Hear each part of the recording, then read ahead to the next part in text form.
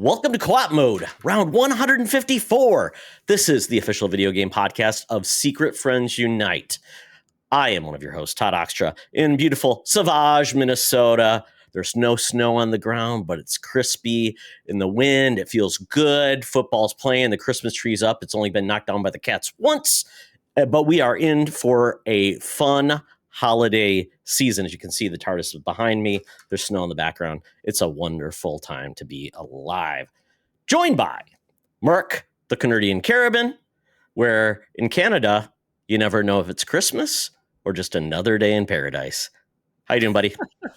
I'm pretty good. There, we did have some snow yesterday.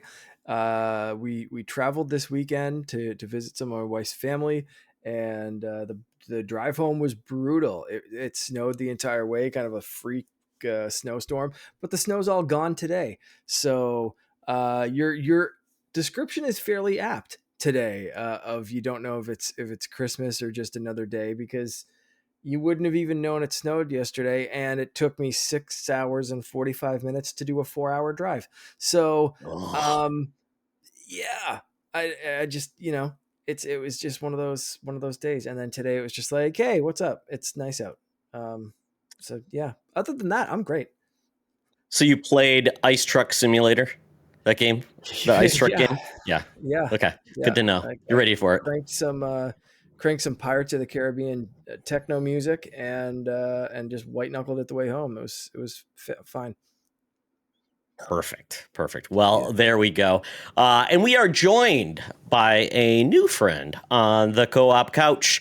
That is Chris Berto. Oh my goodness, Chris, so glad to have you on the show today. Thank you so much for having me. What an honor, honestly. I gotta say something though, real quick though.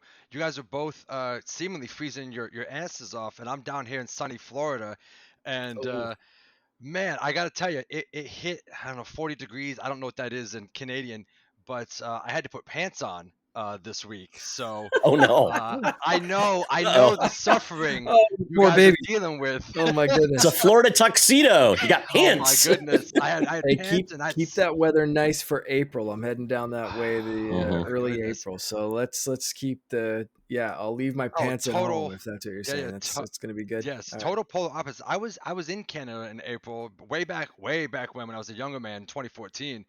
I went to Calgary, Alberta, and when I left Florida, it was Florida, April. It was 80 something degrees, and I'm pretty sure when I got there, it was freezing cold. If I'm not mistaken, it was cold, and so I didn't like it, and I never went back, and I've never been invited back to Canada, and there's probably a reason for that. So that's the secret. The cold keeps out the trouble, and the Florida men. So yeah. Well, Chris, so since you're new to Secret Friends Unite and Co-op Mode, we need to do a proper understanding of the type of person you are in worlds of gaming. So I always start off with my first question is, what was the first game you ever played? First game I played? Oh, man. First game I played. That's going to test my memory. I want to say California Games on the 2600, maybe? That sounds maybe right. I know I owned a Nintendo, but I don't think it's the first game I played. I'm pretty sure I'm gonna go with that because I'm not counting, and I don't even know what years those would be, like Number Munchers and stuff like that on the Apple II. Right. I won't count those, but I want to say proper console game. California Games probably. It would be my best guess.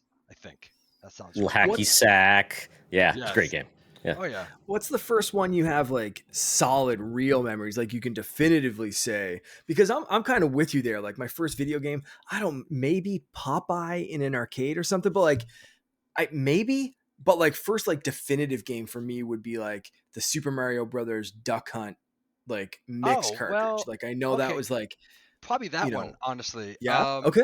So the first console that we owned, like I said, the Atari was a friend of ours as a kid. I'm an '85 baby, so I turned 40 next year. Early next year, I turned 40. So we had the Nintendo. We had the pack in. I had the Duck Hunt Mario, double pack-in cartridge. I believe it was a pack-in. I don't remember. I was 5. Yeah, I think so. But I had that certainly. That would definitely be one. Um, and then my dad had a game on the PC. And I don't remember what year this would have been, but it was like one of those baseball games. So my dad was big into baseball. It's like Tommy La Rosa or La Rosa, whatever it is. I don't know. I don't do Tommy sports. Lasorda, Lasorda, baseball. Yeah, that there you guy, go. that Yeah. jerkwad. Yep. So that baseball game, I was watching my dad play. But probably definitively, as you were saying, Mark. I mean Mario. I think probably. Yeah. Mario Duck Hunt. Yeah. Yeah. Yeah, yeah, very. It sounded the way you were describing it sounded very similar. Like I'm at 84, like I just turned 40. Yeah. So like very kind of similar vibes. Like I know like cousins had this system, or like Yeah. I'd Exactly. see Like this on that, but like definitive in our house, like first real, like I can pinpoint a gaming memory kind of thing would be that NES that we had, and that dual pack. But like I know I must have played something before that, or I think I certainly. probably did. You know what I mean? Like Yeah. it's that kind of like vague memory of like it's like Hmm. a memory of a memory. It's weird, but like Like my first video game experience wasn't holding, the NES controller playing Mario. yeah, Certainly that wasn't my first experience, but look, man, I've got some years on me. my, there's not much tread left on the tires. I don't remember a whole yeah, lot about what came first. So, yeah, No, that's a good point because I mean, I can't remember the first game I ever played. I'll be honest, yeah, probably in an arcade, and then probably something in the 2600 if I go back, or even in yeah. television or something like that. Okay, so, but a follow up that, what was the first video game system you like owned? Like that was in your wheelhouse. It was something that was part of your life. It was just like it was your, I guess, your busting your cherry in the world of games. So, like one that I bought, like with my like adult money, It can be or what you could have bought, or it's just the system that so. was in your house. You played it. It was just Oh like that was man. there every day. Um, so the NES certainly, but that was, my parents bought that for my brother and I for Christmas one year. And then we eventually got upgraded. My parents didn't love us, so we had a Genesis. We were we were a Genesis Oh house. no, Genesis was great. No, Super Nintendo was great. We had Sonic. Whenever all my friends had Super Mario World. So, um, but then my thing that I was on was the Game Boy, the old gray, the brick, mm, the Game Boy. That was my, like, yeah, we had the Nintendo. My brother and I would play. Contra was our game of choice to play cooperatively because we'd run through Contra just religiously. But the console, if you want to call it a console, game system that was like mine, and I'm on this thing every day, was just the Game Boy, and really Tetris. Like I had other games, really. mm, I played Tetris until the batteries died, and I got new batteries, and then I played Tetris again until the batteries died. That was the one until we eventually got a PlayStation and a PS2, and so up the Sony chain, and then the first console I bought with like adult money would have been the 360. When I was right at a, I'm going to lose track of when things got released, but I want to say I bought my 360 in '04. I was deployed to Germany, and that's what everybody had. That's when Modern Warfare was doing its thing. yeah, And so all the guys on base had an Xbox 360. I was a PlayStation guy. I had played Xbox. I played Halo on the OG Xbox with friends growing up in high school and whatnot. But then when it was time for me to buy a console, I made it through basic training, made it to Germany. I've got expendable income as an adult. 18, 19 years old as an adult, and I was like, well, everybody's got a 360, so I'm buying a 360. So that was my first, like, I own this, I bought this, I saved money, and this is mine now. So yeah. yeah, that's Yeah, that was that. the time for 360, man. I remember that same Yeah. kind of time, that same kind of year. Hmm. Like I bought mine from a friend who bought it, and just because he bought it because of that same kind of thing, like everyone else had it, but Hmm. discovered very quickly that he wasn't a gamer. And he was just Oh like, no. Mark, do you want this? And I was like, yes. And he was like, I'll give it to you. He was like a rich kid, right? So he was just like, Oh, I'll give it to you for damn near nothing. And I was like, okay. Like, I guess it was if you make me, fantastic. I'll I take it off your hands. suppose. Yeah, yeah, yeah. But don't So I got twist my like that, arm. like 6 games that he barely even opened. It was Wow. beautiful.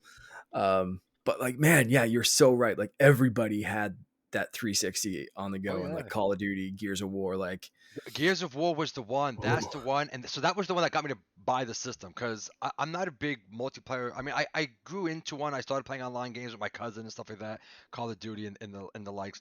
But I was at a buddy's room or whatever, barracks room, whatever, and he was playing God of War, and I just remember even that gray brown color palette that they used in the first God of War game, that one of the opening scenes when they kind of zoom out and they just see all the locusts and whatnot blew blew my fucking mind. Apologies, blew my mind, and I was like, oh, okay, well, I have to have this, whatever this is. yep. I need, and I was to the PX the next day and got the 360 and got the God of War, and that was it, man. Yep. Yep. Very, very cool. And thank you for your service. I'm an Air Force vet. I assume Oh, I'm PX sorry. Army guy. Yeah. Yes. No. Yeah. I'm sorry. My dad was a Navy guy. Hey, I was in Korea with Army guys Yeah. in the batteries when I was in Korea. So there you go. So I've got all branches in the family. Yeah, So once my again, brother's thank you for active service. duty. My brother retired. It blew my mind. So this reminds me of how old I am. We both joined at 18. I'm a few years older than my brother. I got injured unfortunately in '08, whatever. Uh, and I was reminded that had I not gotten injured, I would have retired uh last year would have been my 20 years in service. I'm like, oh shit. Wow. Like my brother, we're talking about Christmas and stuff like that, talking about the kids and all this kind of stuff. He's like, oh yeah, I retire next year. And I'm like, oh, you're getting out? He goes, no, I retire Retire. next Wow. year. I've been in for 20 Yep. years. I'm like, oh no. how old Yep. how old are we that my younger brother can retire? I'm Yeah. like, oh Wow. shit. Yeah, my brother-in-law, who we were buddies with, and we actually were stationed together in Korea.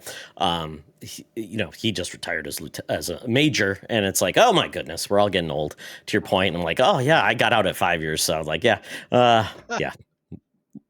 It is It is what it is. interesting where the world takes us. Yes, it Yes, is. Yeah, world yeah, took me to absolutely. Germany. Yeah. Okay. Well, thank you for that, Chris, taking us down a little memory lane. We feel like we Yeah. know you a little bit better. So with that, we have to say thank you to some very special people. Yes, those special people include all of our Patreon supporters over at patreon.com/secretfriendsunite, where you can join this amazing cast of people for as little as $2 a month or a free trial for 1 week to get all of these exclusive shows, early releases, no ads, Discord benefits, all that kind of stuff, and join people such as our besties tier, Derek Trevelyan, the figure dude, Francie, the official hairstylist of I'll say SFU, but it's really just Charlie, I believe. Unless I make it down to the States for my next, you know what? No, I'm almost due. Maybe I'll buy this will be the most expensive haircut in the history of the Yeah. world. Buying a plane ticket to go down and visit Francie. Xbox expansion pass. We got Luke coming in on the besties tier and Charlie's uncle Tim. The friends with benefits tier, we have John Sador, Phoenix Sisters Entertainment, Brendan Myers, Corey in HD, aka the Boss Rush CEO, Matthew Keel, Kurt Krug, he's got connections, and I cannot forget the Secret Friends Super Squad, the absolutely amazing Nias family, Sean, Stella, and Henry. Thank you all so much for supporting the show. Again, as little as $2 a month, you can go support us on patreon.com/secretfriendsunite. But if you don't have a couple of bucks to throw our way, or you just don't feel like it, sharing the show, sharing a YouTube link or a Instagram page or a clip or something like that here, there, whatever, or a podcast link, that means the world to us as well, just as much as all of the people I just listed. Everything counts. Everything goes a long way to helping spread the show, and we appreciate every single bit that you can do to help us in any kind of way. So don't feel like you have to throw $2 our way, but if you can, head over to patreon.com/secretfriendsunite. Absolutely. And if you're the gift given type, it's the season. Giving is the reason. You can gift Patreon subscriptions, which is very cool. If you want to do that, you want to give somebody, you're like, you want to share my nerd life. Here's some nerdy stuff to listen to. Enjoy that. It's perfect for your stocking stuffer. It's very small. And if we're also in the giving mood, where I'm giving away an Xbox code for COD Blop 6. Yes. sign up for a Patreon trail. Leave a review on iTunes and Spotify. Subscribe and comment on YouTube. Any of those things. Then leave a picture within either our Instagram DM or within Blue Sky. We have Blue Sky there as well that now allows you to do DM. So there's multiple places to do it. Just, leave a picture, your name or whatever, and let us know that you actually did it. And then we'll put you in the running for that code just in time for the season in case you already have an Xbox or you're looking to get one for the holiday. So thank you so much for that. And one shout out to cool Patreon Matthew Keel. I did a live meetup in person. Matt has family now in Minnesota. We met up. He says, "Hey, Todd, what are you doing?" I said, "Not much, depends." And he's like, "I'm in Minnesota." I'm like, "Cool, let's meet up." We went to the Lit Pinball Bar. I had not been to the new location. It's amazing. They had so many amazing pinball systems. We had a great time, live DJ, great beer and great friends. It was great to see him. And I'm glad that, with him having family now there, the likelihood of see Matt again would be fantastic. Awesome. Yeah. So if you ever want to meet up in real life, let us know. We'll be glad to meet. That's what we always say.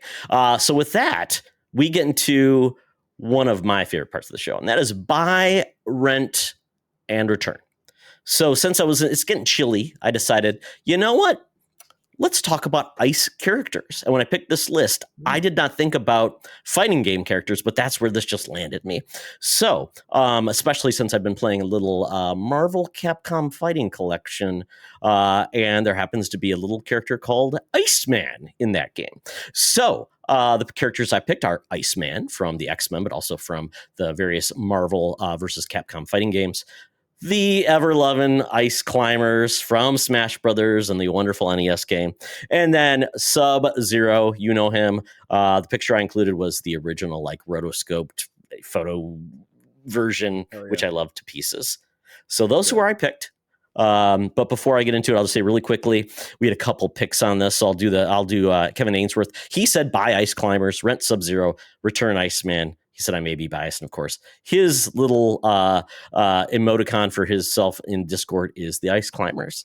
So that's a deep cut. Yes, little bit of bias there. Famous Seamus came in with buying Sub-Zero. He is an awesome ninja with ice powers. That's just great. That's just awesome. Rent Ice Climbers. They're a neat fighter, and hearing people cheer when they're in the Smash Brothers Ultimate Reveal trailer warms my heart. An ice character warming your heart. That's some next level. Like Hot Frosty, in Netflix. Yeah. And return Iceman. I don't read X-Men comics, so I'm not familiar with him at all. Fair enough. Yeah, this is a tough one. It's very straightforward. It's extremely straightforward and not tough at all, actually, sir. Oh, I'd agree. Oh, okay, Chris, let's go. I'd agree. Oh, okay. So I saw this, and I'm immediately returning this into Ice Climbers. Immediate return Ice Climbers. They've been, Jesus Christ. They've got one game on the NES and a couple of ports like the arcade and the whatever, and then let's put them in Smash Brothers, this obscure character that nobody actually knows or remembers from their one NES title with no sequels and no new games, no remakes, and then when you play Smash, they suck, and I hate them anyways. So immediately sending the Ice Climbers straight to hell where they belong. It's a little. Well, they do okay. They're made of ice, so they climb ice. Exactly. I don't think they're climb going fire. to climb back out. That's the thing. Oh, that's true. That's true. Can't kill them. Can't kill them. But they can only climb ice, though. They can't climb out of hell's fiery depths. Okay, that's my headcanon. Okay, all right. Do we need a call on that? Is it possible for them to climb on anything other than ice? Don't know. We'd have to ask Kevin Ainsworth, apparently, because he seems to be the ice climbers aficionado, right? In my mind, if you can climb on ice, you can climb damn near anything. I mean, what's the saying? If you can dodge a wrench, you can dodge a ball. You can dodge a ball. Yeah, if you can climb a mountain of ice, sure. You're not getting stopped by much. So I'm scared of the Ice Climbers. That's fine. A little bit. But I understand your banishment. So let's continue. Yeah. And then I'm gonna rent Iceman. I like Iceman from the comics. I did read comics, unlike whoever, I forget who you said it was, maybe Seamus It's or famous Seamus. Seamus. Yep. Yep. Seamus doesn't read. Did read comics. Watched the Marvel X-Men cartoon. He was in there. I believe he was in there. Certainly made his live action debut in the X-Men movies. Yeah. And between the three characters, he's my rent. Now Sub-Zero, I'm buying him all day, every day. Sub-Zero's my main in Mortal Kombat. He's a cheap main, certainly, and I'll admit that. But he's my guy. He's my guy. I've got you were talking about memories earlier of games as a child. My cousin and I, Mortal Kombat all day, every day. Sub-Zero, Scorpion. That's the rivalry between Oh, my yeah. cousin and I. Sub-Zero's my guy all day, every day. I will cheese that fight. I will freeze you and uppercut you and freeze you again. I don't care. A win is a win. I'll take it. That's it. So yeah, there's my buy, rent, and return. Good picks. Good picks. Yeah. Very solid. And that's exactly where my difficulty is coming with this. I agree. Return the Ice Climbers. They're cute, but like, Okay, I was wondering, Mike, you're like, game. I don't know what you're saying about the Ice Climbers. They are top tier, No. all Yeah, day, no, every day. no. Okay. Okay. They're a fun novelty addition to Yeah. to Smash Brothers. I appreciate that they're in there because Smash Brothers is this like celebration of Nintendo's history, and they're a cute addition and an interesting addition because it's two players and you have to kind of coordinate with those, and can you still win if the CPU gets knocked off first? They're an interesting pair, but easy return for me. It's the other two that were difficult. And the main reason is what you just said. Scorpion Sub-Zero as a rivalry. When I was growing up playing Mortal Kombat, my brother was a Sub-Zero main. I'd flip-flop between Scorpion and Johnny Cage. And having those flashbacks of being flash frozen and having my heart ripped out by my brother, a little bit frustrating. So I kind of like, as much as I love the Mortal Kombat ninjas, I feel like I kind of have to rent Sub-Zero because A, he wasn't my main, and B, I got my ass kicked by him so many effing times that I just kind of want to give the win to Iceman, who was played by Sean Ashmore, fellow Canadian, Omega level mutant. You can't go wrong with now. Mark's picking out a spite. So quite honestly, that's defending. That's a defense I can always get behind. This is 100% emotional. 100% emotional. Did I get my ass kicked, or did I watch a guy from Animorphs play this guy in a superhero movie? So I think I'm going to do pure emotion, return Ice Climbers, rent Sub-Zero, buy Iceman. With the caveat that I know Sub-Zero should be my buy, but I just got my ass kicked too many times. Mark recovered from last week when I broke the rules of the game, so I'm not going to do that again. Not going to do that again. I got to pass for that one. Yeah, I got to pass for that one. It made me laugh. It made me laugh that you cheated. Yeah, you know what? Cheat mode, up, down, left, right, BA start. That's how it works. If you see me doing something down here, Mark, I'm actually putting the cheat code in. I'm not, looking things up on Google. Yeah. So for myself, once again, Ice Climbers, I agree, gentlemen. It's a rent. All those people that are like, where's my Waluigi? Where's my Shovel Knight? Yeah. And this is who we get. Where is my Waluigi? Damn it. Yeah. He's too hot for Nintendo, man. There's too much like thirst for Waluigi. Nobody wants that. Sexual machismo coming out. Oh, I know. Oh yeah. Oh yeah. Yeah. It's too much. You have to be like first M-rated Nintendo game. Too much Waluigi. Yeah. You just make all the characters pass out from lust. It'd be great. But yeah, like a photo shoot ultimate or something like that, where he's like doing poses, and it'd be wonderful. But I go to my return or my rent. Sorry. This is a hard one, but I love the X-Men. I'm diehard. I've loved X-Men since day one. Iceman's one of my favorite X-Men, but he's very limited. He's not my favorite character to play though in the game. There's so like I love Cyclops in the game. I was just playing all the Marvel vs. Capcom games going back from Children of the Atom all the way up. So yeah, Iceman was never like my favorite to play. So he's a rent. I love to. That's one of the things about fighting games. You play all of them just to get a feel for them, and you're like, okay, yeah, it goes. Like if I have to, I'll go back to you. But nope, he is my rent. Sub-Zero though, he is right up there. He is my buy. Remember going to the bowling alley with my buddies, trying to figure out who can get the fatality code first, screwing it up and figuring out what we could do. All the rumors about Mortal Kombat. I remember when you could order that Mortal Kombat comic book. If you call it, like you could send away for like $3 on one of the screens at the arcade. Would say send away for the Mortal Kombat like comic book. I don't know if anybody ever did. I would love to see if it is and how much it's worth. So I'll have to look that up. But yeah, I just love that game series so much, and all the sound effects, in the game, toasty, and just the weirdness and the uppercuts into the stage. But Sub-Zero is amazing. Yeah, I mean, and I had a couple mains that I would love, but yeah, the sounds of that game, Sub-Zero, freeze, the uppercut, all the things you could cheese, which was basically the jump, high kick, jump, high kick. I mean, you could just school people for days with that. So that's what I'm going with. Sub-Zero. I just quickly looked up that comic book because this is the first time I ever heard about it. The first two results I'm seeing from eBay are $425 for a high grade edition, and the other one, you thought that was bad. This one is listed for $1,381.72. So if you do own that comic in halfway decent condition, hey, eBay exists. Wow, that is insane. I love that actually happened. I don't know if it's a pile of crap. It probably is. I mean, considering, there's this comic, I'm not even sure who, probably Ed Boon probably illustrated and drew it. I don't know. Don't know. But I will see if I can find it online and, put it on your wish list, folks. I'm sure your spouse would love to get it for you. Yeah, it's amazing. I love it. Okay, now we're getting to what we've been gaming. So, Chris, you're the guest. You go first, man.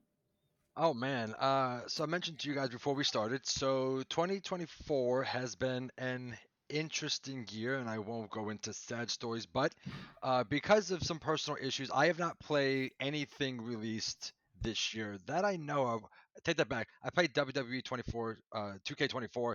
It was purchased for me by my roommate as a birthday present, at the beginning of the year. Um, so I've been going through just replaying games in my back catalog, going through things on PS Plus that I've added to my library and just never touched because there's, you know what, I just want a year or two maybe where just nothing new comes out, just no new games from anybody for like 2 straight years to catch up. So, um, I was able to nab. So I've been doing a couple of things. Dragon Age is one of my favorite series. And obviously we have the Veilguard that's just recently come out. Um, and since I can't get Veilguard for reasons, monetary reasons, I own the first trilogy, Origins, 2, and Inquisition. So I've been replaying those. So I did a full replay of Origins recently. I just wrapped up Dragon Age 2 uh, a week or so ago, and I fired up Inquisition. And then whilst doing that, I also picked up on a sale, and then I had some PSN from the rewards points, like a couple of $5 gift card thingies or whatever. So I was able to get Hogwarts Legacy for like $15 or Oh, something like that. nice. And I missed it when it came out because again, too many games released in any given year. I've been playing Hogwarts Legacy. I think I have no idea how. I can't judge how far I am in the game. The PlayStation, like, I think the gold path tracker says I'm like 40 some odd percent in, but I feel like I haven't unlocked anything. Yeah. I don't know if either guys, one of you guys have played the game or whatnot. Oh, yeah. But there's an obscene, and I'm not complaining. It might sound, there's an obscene amount of content and side quests and characters and this and that, and I like that about the game. But I have this complaint about all games that do this, where you got your golden story, right? You got your main path story, end of the world type thing. But oh, let me go get these pages real quick because you lost your kitty or something. Yeah. And yes, I know that the Yep. goblins are going to destroy Hogwarts and all this stuff. Yeah, but also I lost my family heirloom in the pond. Can you go get it for me? And Yes.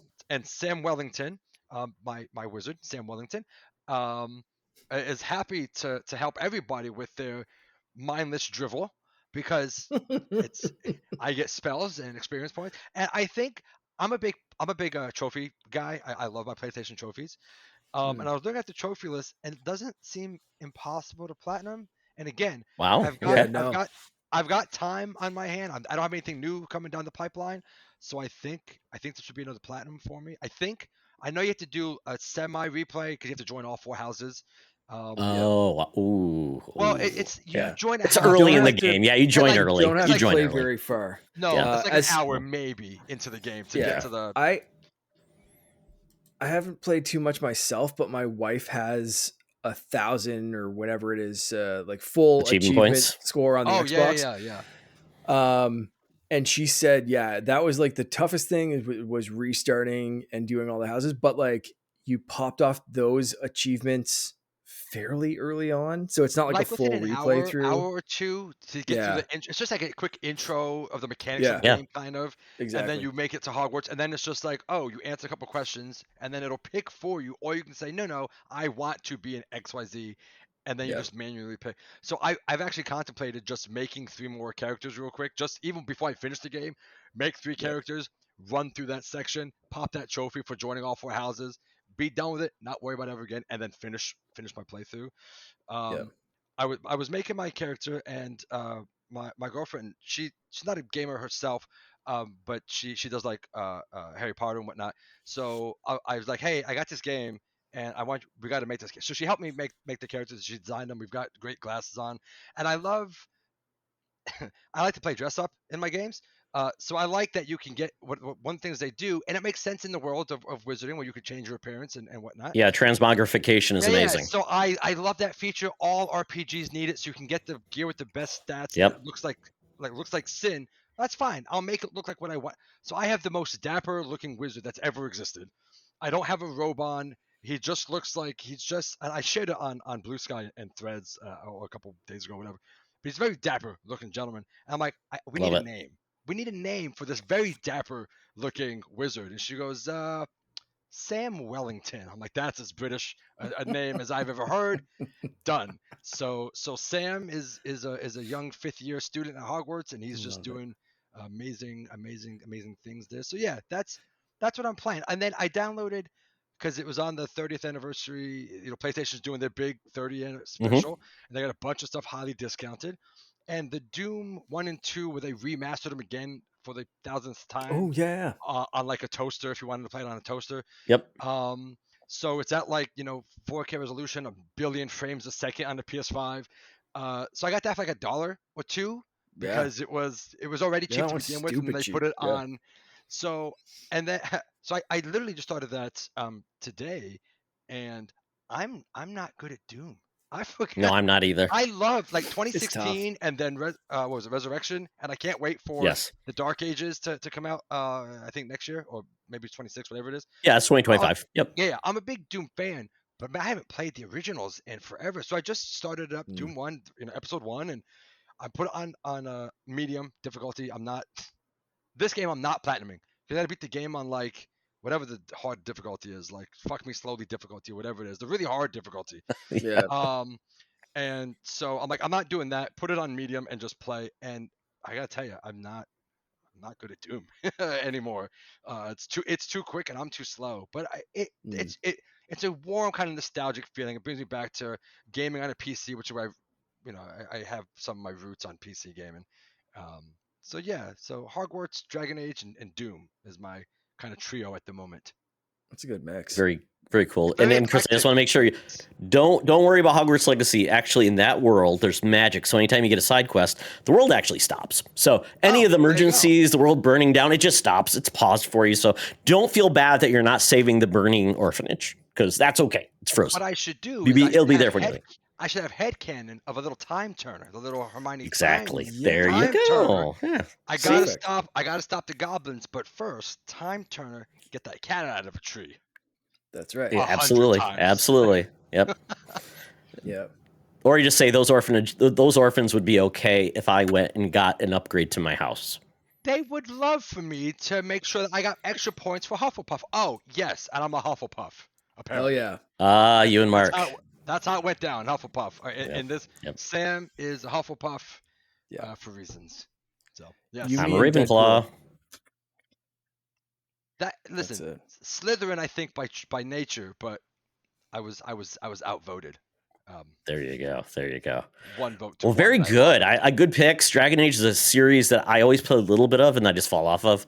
I don't know why, but one of my favorite gaming glitches was, I don't know if it was 2 or Inquisition. I can never remember. But when I went to a barn, goats were in the rafters. Don't know why.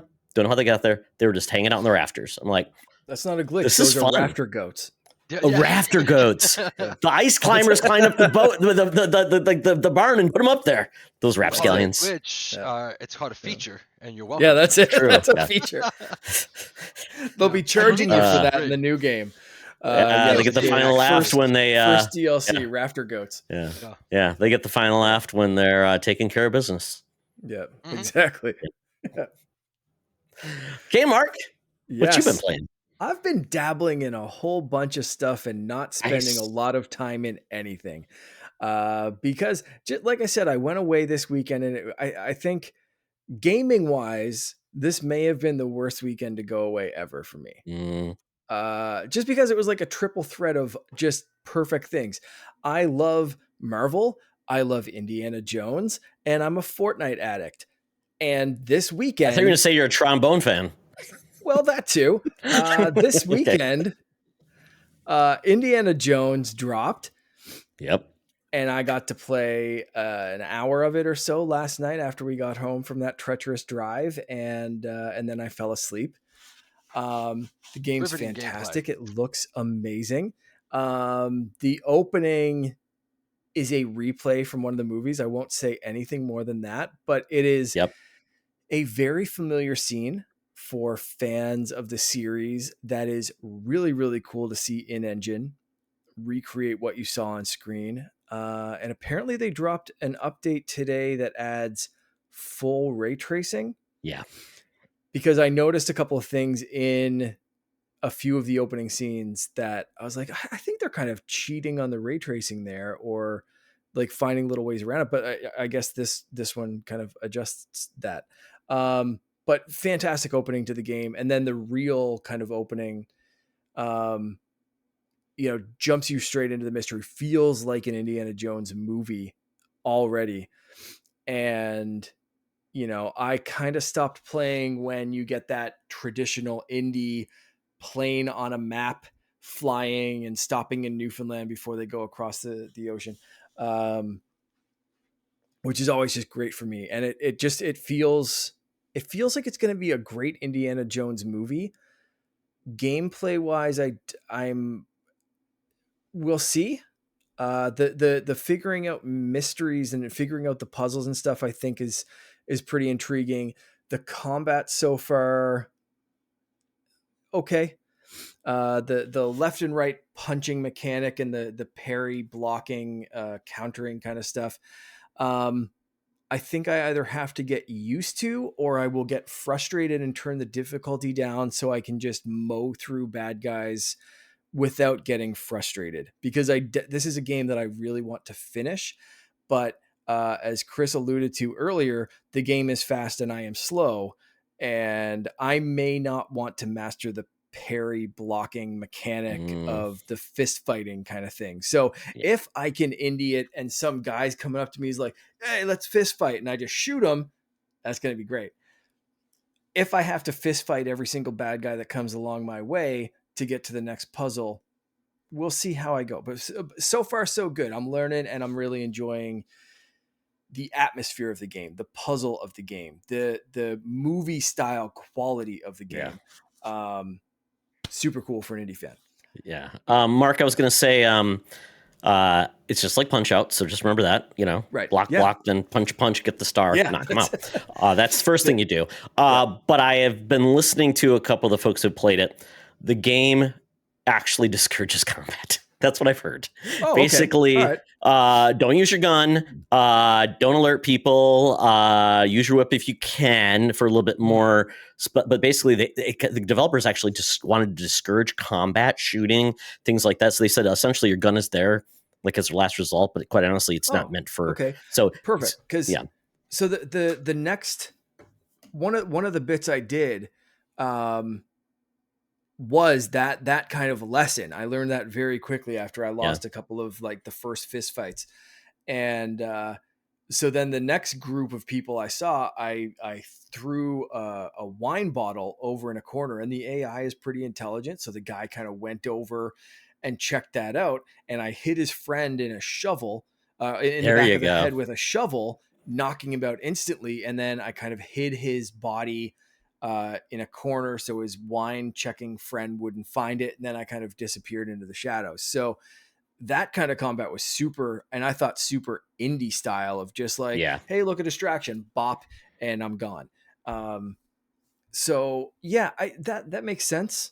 That definitely makes sense. Indie's not known for action scenes at all, so that would be horrible. True. Yeah, he's never shot a Nazi. He would never shoot a Nazi. No, definitely not. Yeah. Good thing they kept that in check. Yeah. I understand keeping it moderately in check. I hope I do get to use my gun a bit, and I hope there is some combat. But I do understand not Uncharted style of like, hey, let's turn Indiana Jones into a mass murdering psychopath who just also happens to find treasure. Because like if I finish this game and Indy's murdered 470 people, then I'm going to feel a little weird. But if I shoot like a couple of Nazis here and there, cool, let's go. So I think it's going to be about balance. Yeah. I've heard it compared also to, in some ways, Hitman and Dishonored. I don't like Dishonored, the stealth, but I really liked Hitman, the way it's not meant to, you're meant to just really role play and have some fun with it. And it does allow you to be a little bit wonky and weird. And if you do have to go to combat, kind of like your last resort, you can, and then you can hide again and do like that. So I am curious about the game myself. I struggled to actually get it installed today. Like it kept getting errors. And then I finally got it installed. And when I looked at it, it says, you played 8 hours. I'm like, no, I've been trying to install for 8 hours. So I don't know if that counts as playing. If it is, it's the worst game ever. Weird. So that's, hopefully I'll have a little bit more Indiana Jones to talk about later. I also jumped into Black Ops 6 for the first time playing Call of Duty in, I'm going to say 4 or 5 years. And so far only multiplayer. A couple of guys at work were talking about the multiplayer. So I jumped in and play a few of the new modes and old maps and new maps, and had a time with it. And then the new season of Fortnite dropped. So Call of Duty was left behind very quickly. So there's a new season, new chapter of Fortnite. It's really, really cool. The movement mechanics are making Assassin's Creed's movement like, take a lesson, Ubisoft. Holy, there's wall running and vaulting and a bunch of stuff that they've kind of been ramping up to. And then chapter 6, they just introduced a ton of movement mechanics. It's super smooth. Even if you don't play Fortnite, just like there's videos that I've come across like TikTok and Reels and stuff that is just like, why is Fortnite going so hard on this Assassin's Creed style movement? Like, holy shit, pay attention to what they're doing here. So it's really good. But the thing I was most excited about, again, this weekend, taking me away, they dropped OG Fortnite, the very first Fortnite map that I started on, like, whatever, 6 or 7 years ago. That map is back. The original map is as like an extra mode. So you can play this brand new, all the mechanics, all the new stuff, or you can go OG style and get the old weapons, the old map, the old point of interest. There are a few modern advancements like modern movement and that kind of stuff. But like for the most part, it is throwing me right back to when I first started playing this game. And it's so cool. So I dabbled in that for a bit. And then the other thing that, again, 3 things this one weekend, like one thing I'd accept, 2 things, okay, kind of quirky. 3 things, like what the heck? I have to go away on this weekend. And that's Marvel Rivals.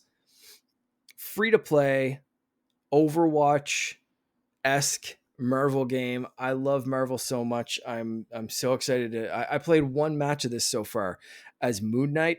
Really cool character to play, but I want to test, like Todd said earlier, I want to test all of these All of them. characters. It's like a fighting game. Jeff the Land Shark. Got to play I him. cannot wait to play as Jeff.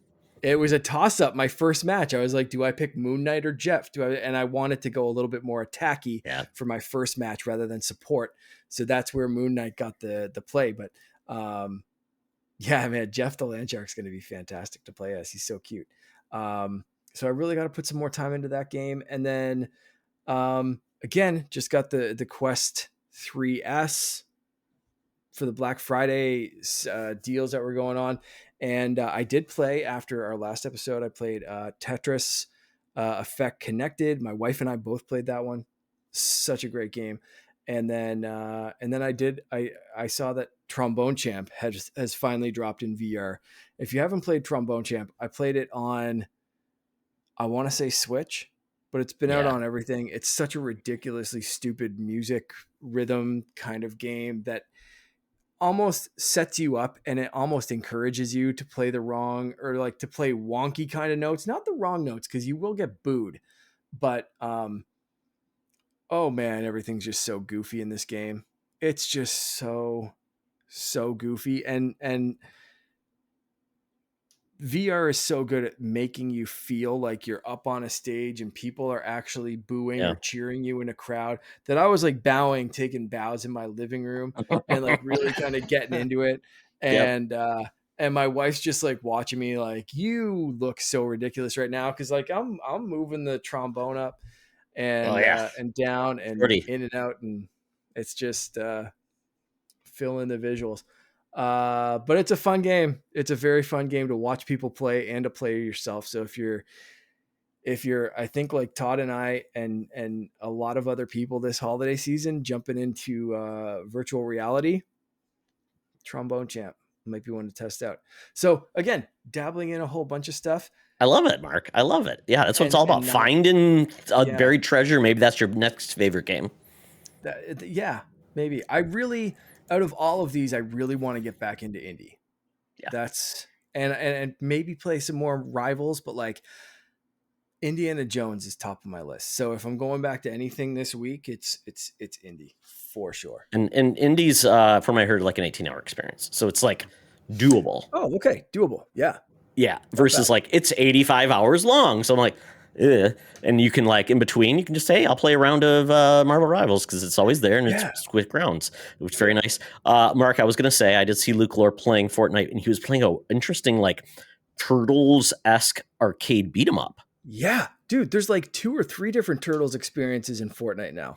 They've partnered with TMNT, so there's like a whole. It's like, you know, Fortnite Battle Royale.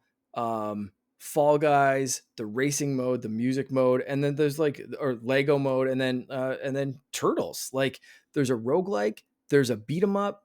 I might be missing one because I feel like there's like at least three games, and then creator made games like featuring the Ninja Turtle set.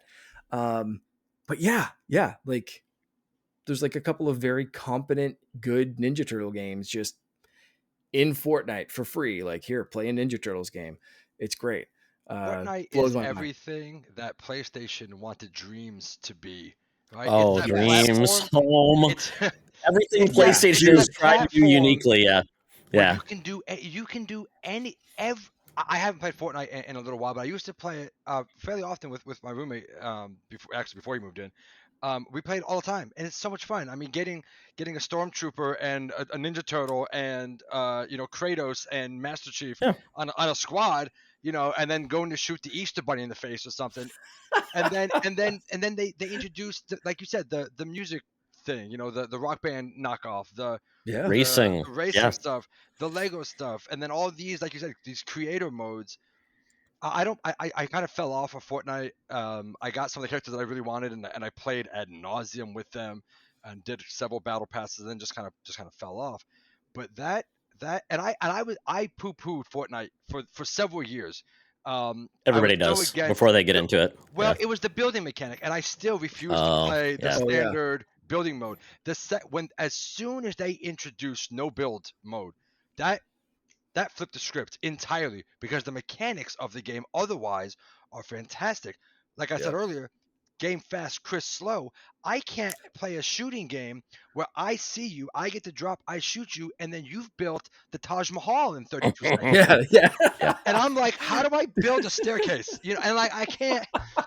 So I fell off Fortnite. Gonna But make a rock. yeah. It's like, but every I'm time there's with a you. new season coming, I was like, oh, here's this, and oh, here's this character pack, and here's this, and every year in May they do their Star Wars, couple of weeks when May comes out. May, Yeah. and I'm like, now you're bringing in Watto as a character. I got to get Watto. I got Everybody to wants Gotta get Watto. Watto. I got to get the Gonk droid. Like, oh, son of a bitch, you got me Oh again. shit, man! If they don't have to go droid.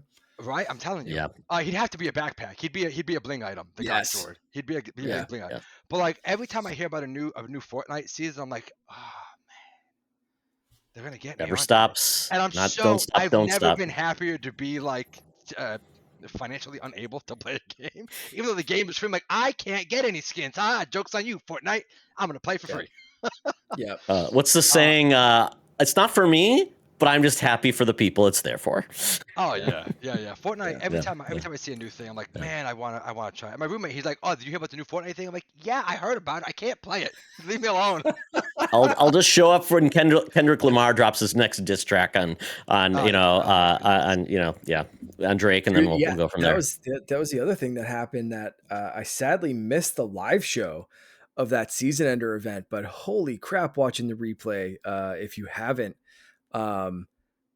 Big concert with Eminem, Wow. Snoop, Ice Spice, and a big tribute, a beautiful tribute to Juice WRLD. That was like the most streamed event that they've had, I think, ever. Yeah. Just How absolutely amazing send off. How is this?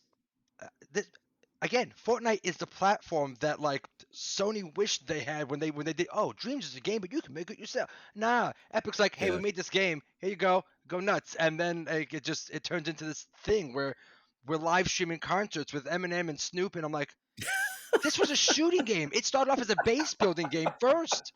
Exactly. Fortnite was zombies, and it's like, oh, we're just going to try this little battle royale thing that PUBG started. Yeah. And it's the biggest fucking thing that's ever existed outside of like Minecraft, and it's a matter of time before it surpasses probably, and I don't know if maybe it has already. I don't know. Certainly financially, but like, it's unbelievable. Yeah. I don't get how It's- this thing just continues to innovate season after season. Yeah. I don't get it.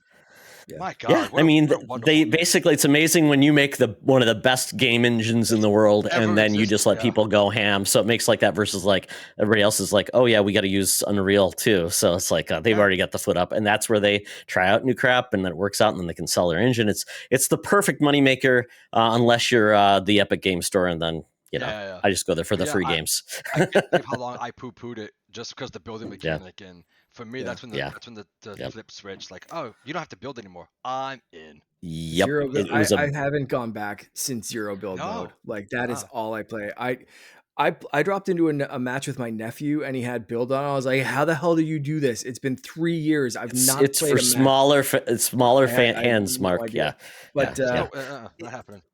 It is nice that like Fortnite seems like, as much money as they do make, it seems like they reinvest a lot of that into making improvements, into making it better. You could have a game like this that's just massive and just pocket it all and say like, the game's good enough. People are making shit.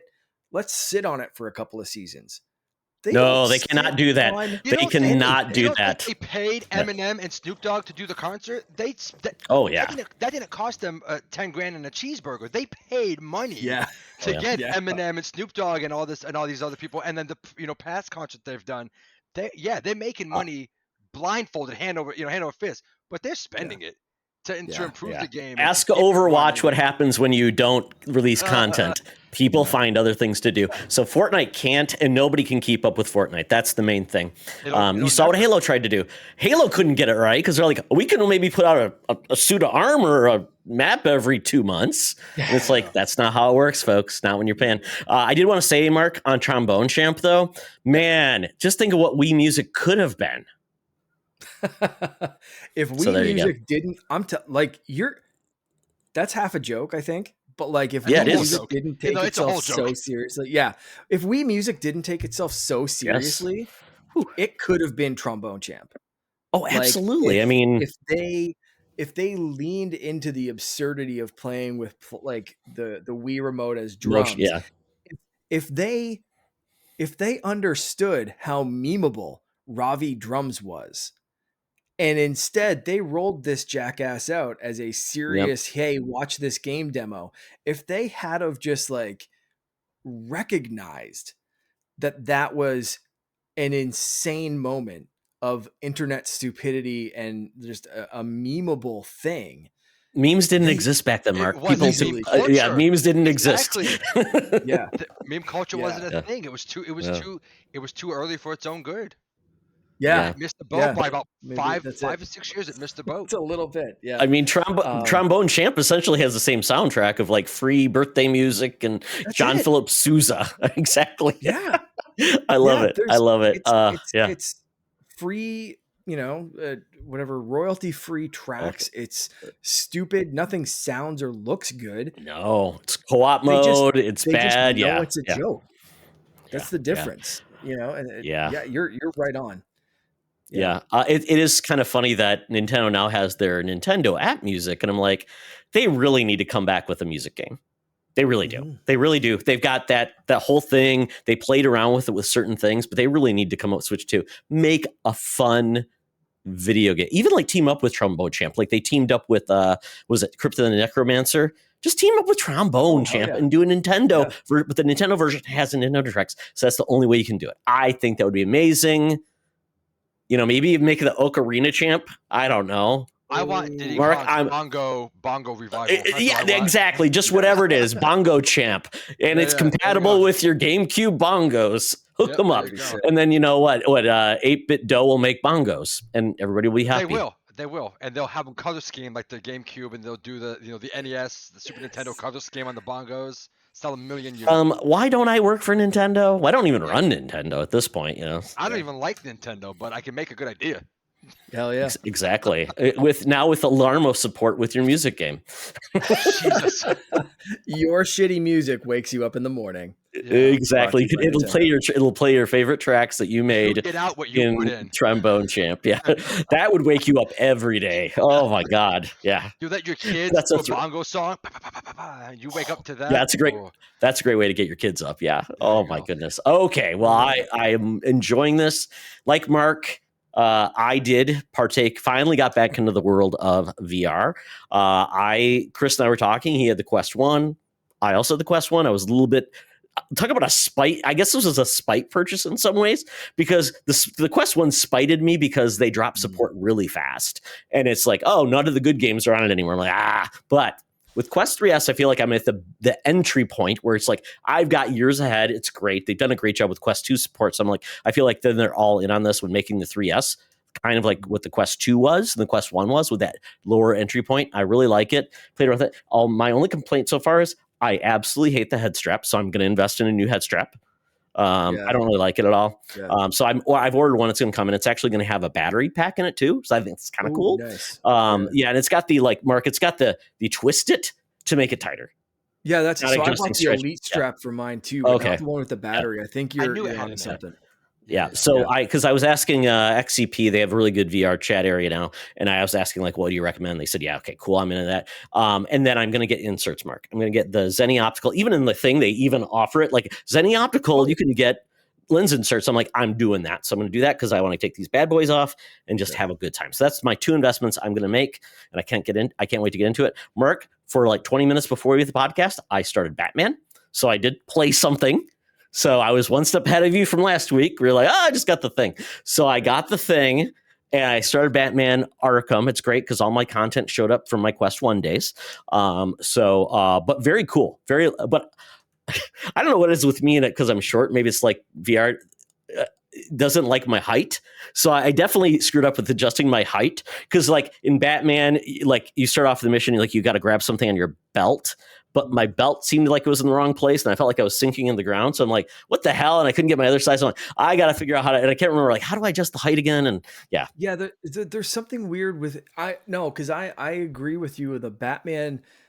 I've played other games where it's way easier to grab stuff on your belt. That might not just be a you thing because I had the same issue with Batman in this where it's like not where it should be or it's more difficult. I couldn't see it. You can't I felt see like it. I'm seeing my clothes rather than my hip. Yeah. I think it is No, a I've height had the issue. same issue with that. I think it is a height issue. At 5'7", and you mentioned I had the Quest 1, and like you, I got it 3 weeks. They announced the Quest 2. I was pissed. So fast. Yeah, of course. But no, at 5'7", listen, I throw a straight punch in a VR boxing game, and I'm punching in the junk. I'm dick punching all day. So it's just it's like, oh, penalty. Like it's a straight shot. It's not my fault. His wieners. It's like we're Little Mac in Punch Out where you got to jump. Why am I fighting Shaq in this game? Every damn opponent is Shaq. I'm using his coin as a speed bag. It's not my fault. So I get it. It's I did ask me if I want to adjust the height, and I'm like, it's for some reason. It's like, do you want to adjust the height? And I'm like, nah, I'll be fine. No, your pride said no. I'm a man. Rookie mistake, and I'm like, and I'm trying like, well, how do I get back? And I got the wrong button. I pushed the wrong. So I'm like, I'm trying to get my sea legs in all the menus and everything. But so far so good. I love the pass through. It's amazing. You can see what you're doing. The grips are better than the Quest 1, where getting those batteries out on the Quest 1 was like, am I doing it right? Doing it wrong? They made it a lot better. There's actually a button. So I really like it. I like the tech, and I'm really going to get into it. And I've got some money, so I got to figure out what I'm going to buy. But yeah, got to play in there on the mark. We'll have to have a play date, play some mini golf, some different things. We did the Rick and Morty, but I had the old set, so that one was a hot junk because it ran out of battery. So, and then I got to find somebody to pawn off my Quest 1 with. Yeah, I did manage. I can't remember last time. I managed to sell the Quest 2. So I'm very happy that sold very quickly, and now I'm just enjoying the 3. So that's awesome, man. To hear that 3 or 3S? The 3S. Sorry, yeah, 3S. Okay. So Luke Lore had the 3S and he upgraded to the 3, which I thought was great because he said it's the lenses. But I'm like, I do not want to know how good the lenses are. No, and I'll be perfectly happy. No, yeah. I'll be perfectly happy. Yeah. 100%. Yeah, I'm so looking for it. So I just need to find that grandma that's buying something for the grandson. I'm like, oh, he wants the Quest? This is the Quest. Ironically, it's my parents who are trying to get me to buy a Quest. So my brother upgraded. My brother had the 2. He upgraded to the 3. He gave my parents the 2. And then they went out and they bought another 2. So my mom and dad have their own Quest. They have their own Quest 2s. Oh, no my shit. brother's got a Quest 3. And they play, like my parents play. My parents are old. They don't play games. But they put on the Quest and they play with the grandkids, my brother's sons. Oh, that's nice. They play like bowling and they do sports games and that's great. whatever. Yeah. And my parents are like, Chris, have you used? I'm like, yeah, Mom, I've had a Quest. I'm not like, Jesus Christ, I played VR. And my parents are like, you got to get Your one. parents are too cool for you, Chris. They are. My parents are so cool. Yeah. And so my parents are trying to get me. I'm like, Chris, you got to, so we can, and they want to do like family like game nights. And I'm like, tell them that Christmas is coming up, by all means. They have supported me in ways, again, I won't get it. They have supported me this year, but I think in the future, when I'm back on my feet a little bit and working again and doing all that, a used, Quest 2 or maybe a Quest 3S is in my future, because doing like a big family game night because I'm here in Jacksonville, my parents are in South Florida, my brother's in Virginia and stuff like that. Perfect. So it would be really great. But yeah, you mentioned like pawning it off to a grandma. I was like, well, grandma's got 2. So exactly. That's amazing. For you to find someone's grandma to get a Quest, because just age gate your parents' headset, because we don't want them going down the path of we don't want them being adulterated online. That'd be bad. Oh, yeah. No, don't do So that. just an update: Dragon Age Veilguard. I am now 45 hours in, loving it to pieces. I will say it's been very hard. I am probably going to be the bad guy in this game because I can't figure out who to romance. I'm kind of romancing two people at the same time. I don't know if I'll get caught, quite honestly. Oh yeah, you will. So it's yeah, very, you will.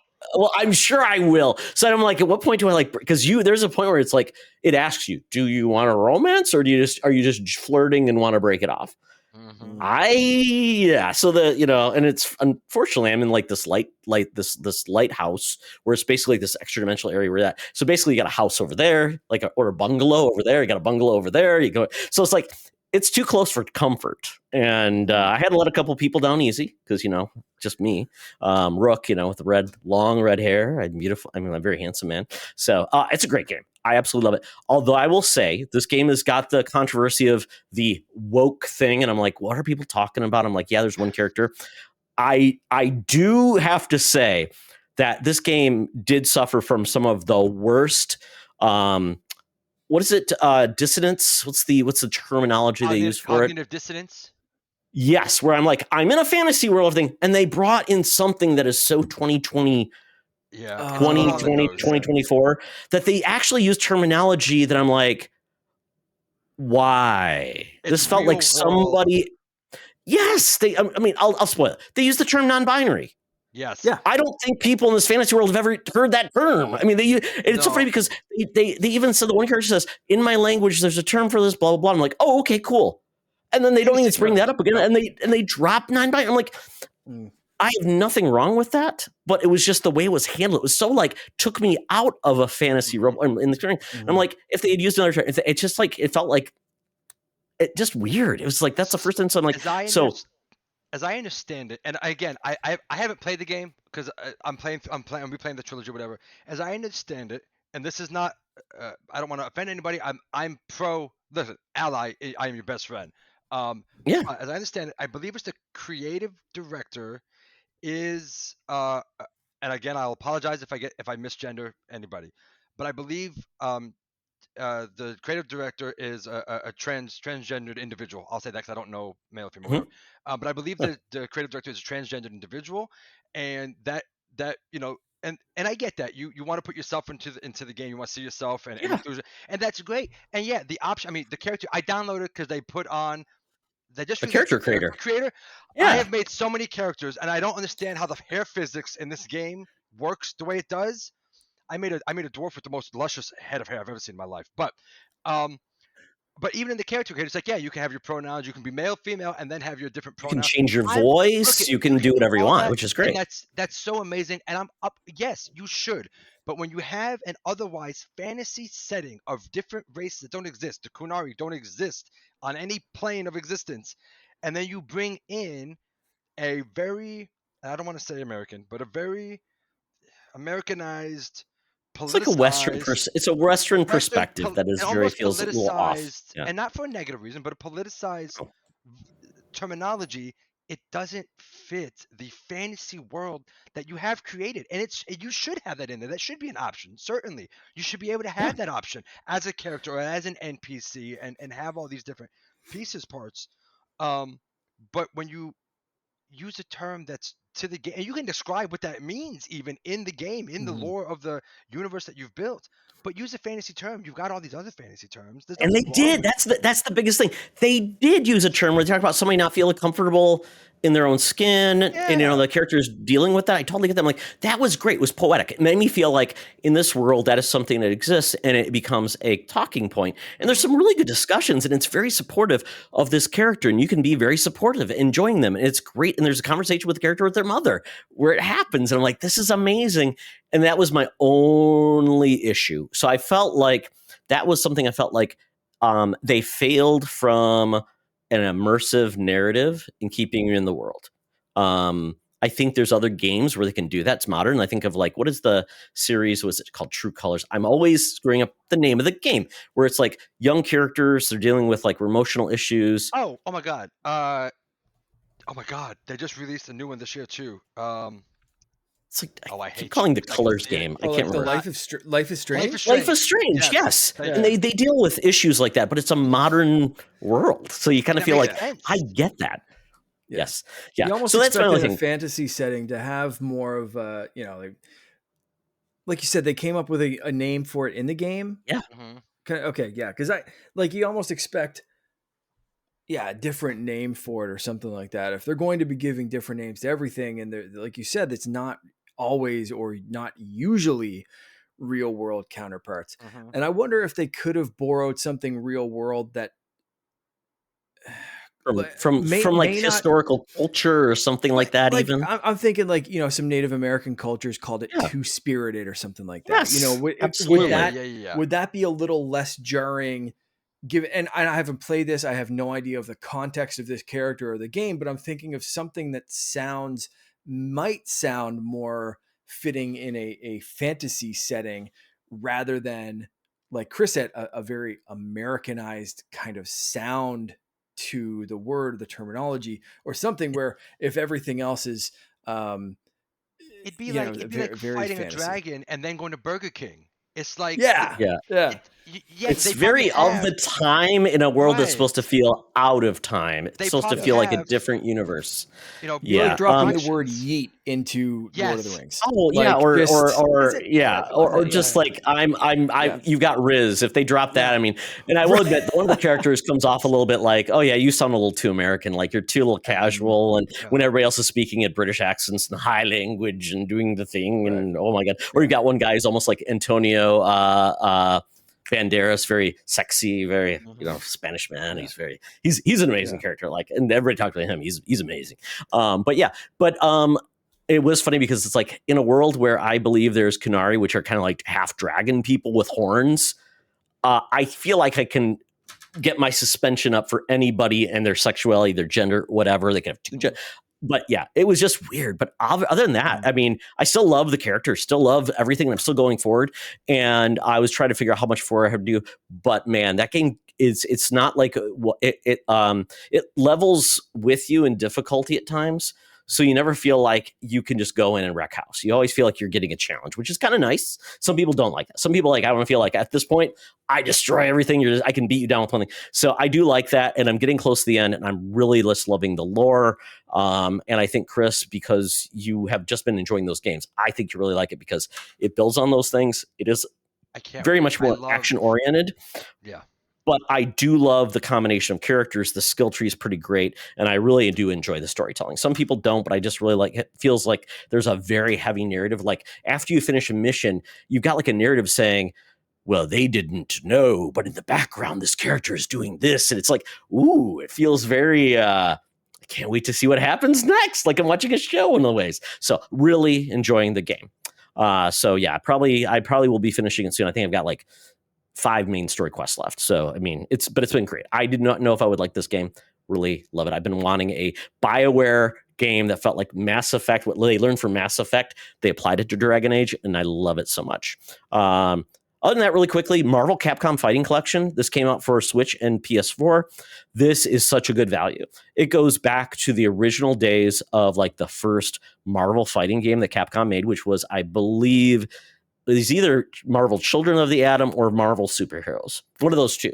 But you got like the one where it's like they're fighting with Thanos to get the Infinity Gauntlet stones, which is cool because you actually get those power ups within it. And then the original X-Men game where you're just fighting X-Men characters. Then they go into I believe it was X-Men versus Street Fighter where they had brought that crossover in, and then they did. There was another game. It was Marvel versus Street Fighter. I think it was Marvel versus Street Fighter. I'm trying to remember. They kept on going for it, and they're like, hell, it's just Marvel versus Capcom now, which is amazing. Then Marvel versus Capcom 2. And they even threw in the Punisher beat 'em up game. It's amazing. It's wonderful. You can get both the US and the Japanese version of these games on it. They allow you to switch. For most part, I think they're all the arcade games. But in instance, they typically pick the best one. So maybe it was like the Dreamcast version of this was the best version. Cool. So you get that. But you weren't getting like, by all means, I don't know if they ever made like handheld versions of like the Marvel versus games, but they didn't include those. But I know in some of the other collections they've done, they're like, oh, you get the Game Boy version of Street Fighter 2. Like, well, of course I want that. Yeah, to be fair, the Dreamcast version of anything is the best version of that game. Yeah, it's pretty amazing. Yeah, I love it. I love the series, so it's well worth owning because I don't know where you'll find this collection get together again. It doesn't include Marvel vs. Capcom 3 or Marvel vs. Capcom Infinity, but you can obviously get those still games, I believe, on other services. But they're amazing. I love this, so definitely pick it up. It's like $50. I hear they might be bringing out a version for Xbox, but the big problem with Xbox, apparently the MT frameworks they use for Capcom was actually not supported on Xbox One for some reason. So they can't just easily port the games. They'd actually have to create basically a new engine for it or something like that, or put more money into it. So I think Xbox may be supporting them to do it because they should. Sounds like every PS3 game. It's yeah, exactly. Yeah, every PS3 game you'll never be able to play, but you can stream it, and that's not always great.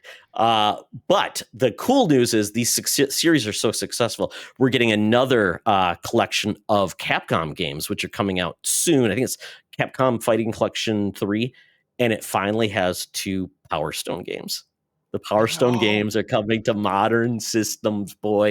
All these cool games are coming. I love this. So I'm very excited to see Capcom finally embracing all these arcade game collections. I love arcade games. So, and I even have a PS4 fighting stick, which that is my way to play with a fighting stick. So, but I can't wait for that. And then other than that, I just want to call it one thing. I didn't get to play Indiana Jones, but I did want to play. I was hanging out with my buddy. We were going to hang out on Saturday night. And he's not a video gamer by any means anymore, but we're on Discord, and I realized you can play games together in Discord. They have games. And so I was playing up. It was very fun. And I think, Mark, we should do this for the next, our get together, because we played a What Do You Meme? We played that game, which was very fun. And you can play with bots. It's absolutely, the bots are hilarious because they're so bad at applying GIFs to things. Oh, yes. It's horrible. They even picked a lot of the same ones. We're like, what is this?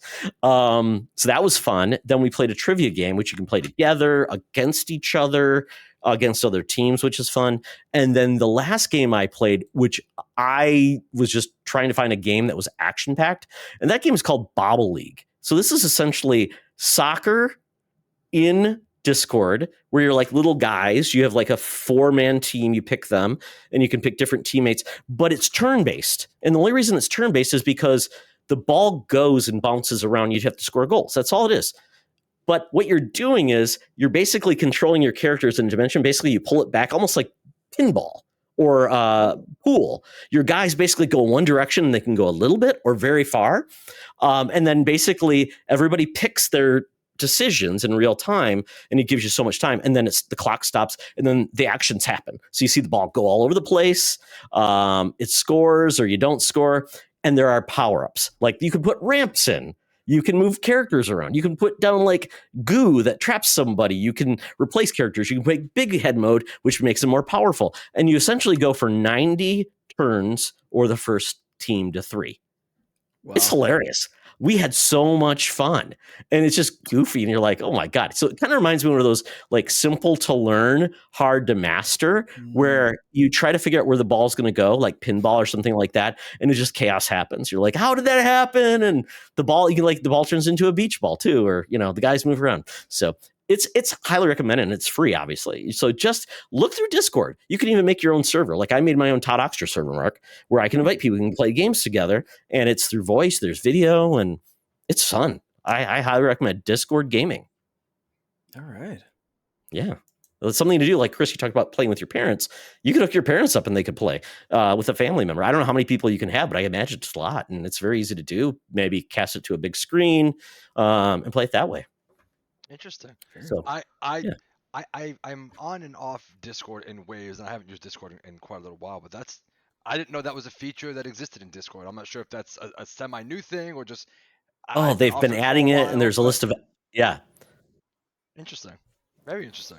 Yeah, it's very social games. It's like, those games like Jackbox type games are in there. But there's also, like I said, there's all these weird little games that are on the side. So yeah, I think it's something everybody should check out. So that is what I've been gaming. So once again, a potpourri of gaming, Mark, just like you. So this has been a lot of fun. So next week, though, I hope to be fully into Indiana Jones, playing some other games, and we'll talk more about VR, hopefully. So that we finished what we've been gaming, but now it's time to listen to an amazing ad, unless you're a Patreon. Okay, now it's time for the bonus round. And we're think of ourselves as Santa Claus or Krampus. We're forming our lists, the naughty and the nice. I did Seed Red 1. I know it's beleaguered. A lot of people don't love it. We loved it. Krampus is in that. He's great. And Santa is in that as well. The Rock actually acted in the movie, so go see Red 1 if you want something fun for the whole family. But considering our mantle of being Krampus and Santa this year, we've got to make a naughty and a nice list. So we're looking at 2024 in the world of gaming. So who's been naughty, who's been nice? Could be a person, a thing, a developer, a publisher, a game, accessory hardware, service, a trend, or a game mechanic. By all means, we're not here to go through all of those, or as Mark pointed out before we recorded, he said, Todd, I know you. We'll be here all night. So there we go. I didn't quite word it like that, but close no, enough. Yeah, so I know what you're talking about. And Charlie would say, why are you guys podcasting for 2 hours again? So I fully appreciate that. So before we get into this, because we are going to have our takes on it, Mark, we have someone who covered all the bases for his naughty and nice list. Everything. Yeah. Famous Seamus, again, coming in clutch with the breakdowns for everything. So today's no different. Broke down everything here. Naughty or nice list. Nice developer Atlas gave us not one, not two, but 3 amazing RPGs plus an expanded version of SMTV. And the guy who developed Balatro would be on the nice list for that one, I believe. Publisher Capcom, they gave us a few new games plus ports of games everyone wanted, especially Ace Attorney Investigations and Marvel vs. Capcom Collections, which we just heard about. As far as nice games go, Astrobot, the game made me feel like a little kid again. Accessory, he didn't really have. That's, I think, the only category that he didn't have anything. Service, we've got Game Pass, PS Plus, Amazon Prime. He got to try out a bunch of games, including Indiana Jones, Killer Frequency, Dino Crisis, and more.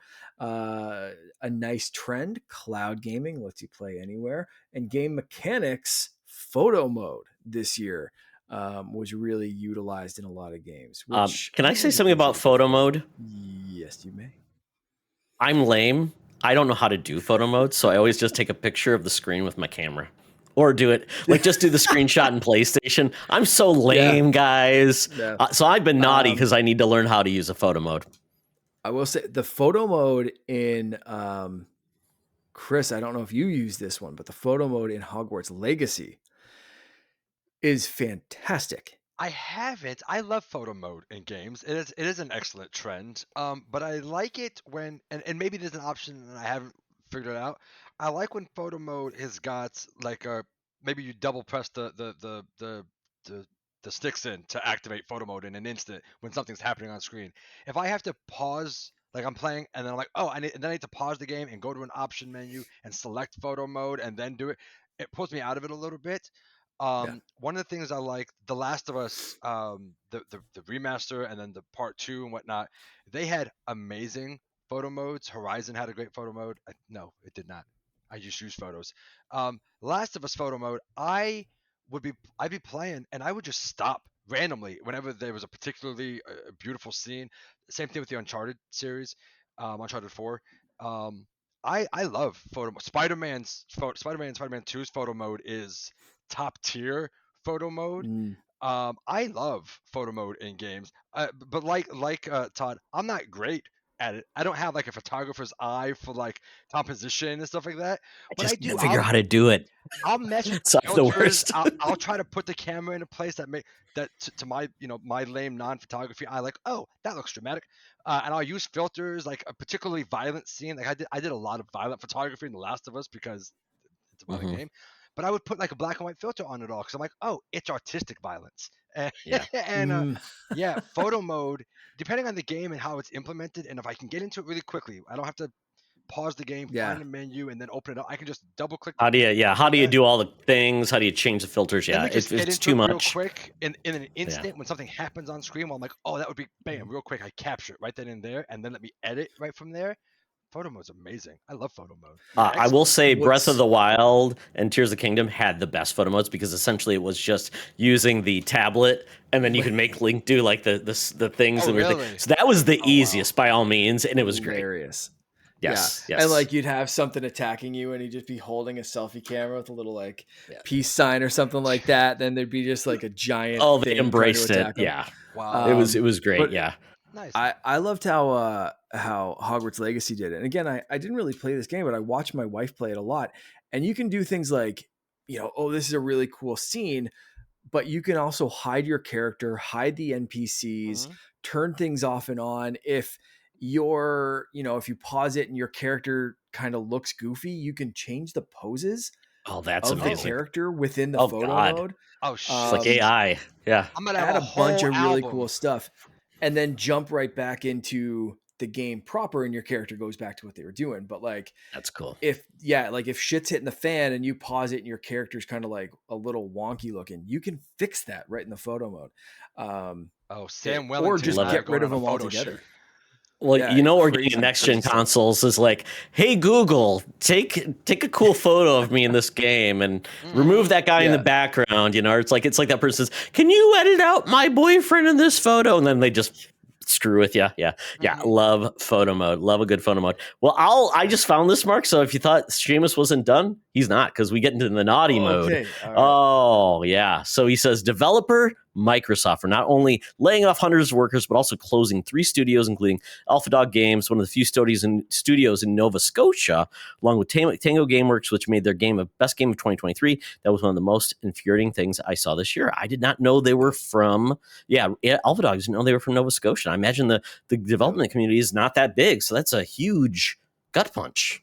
Yeah. That sucks. Sucks.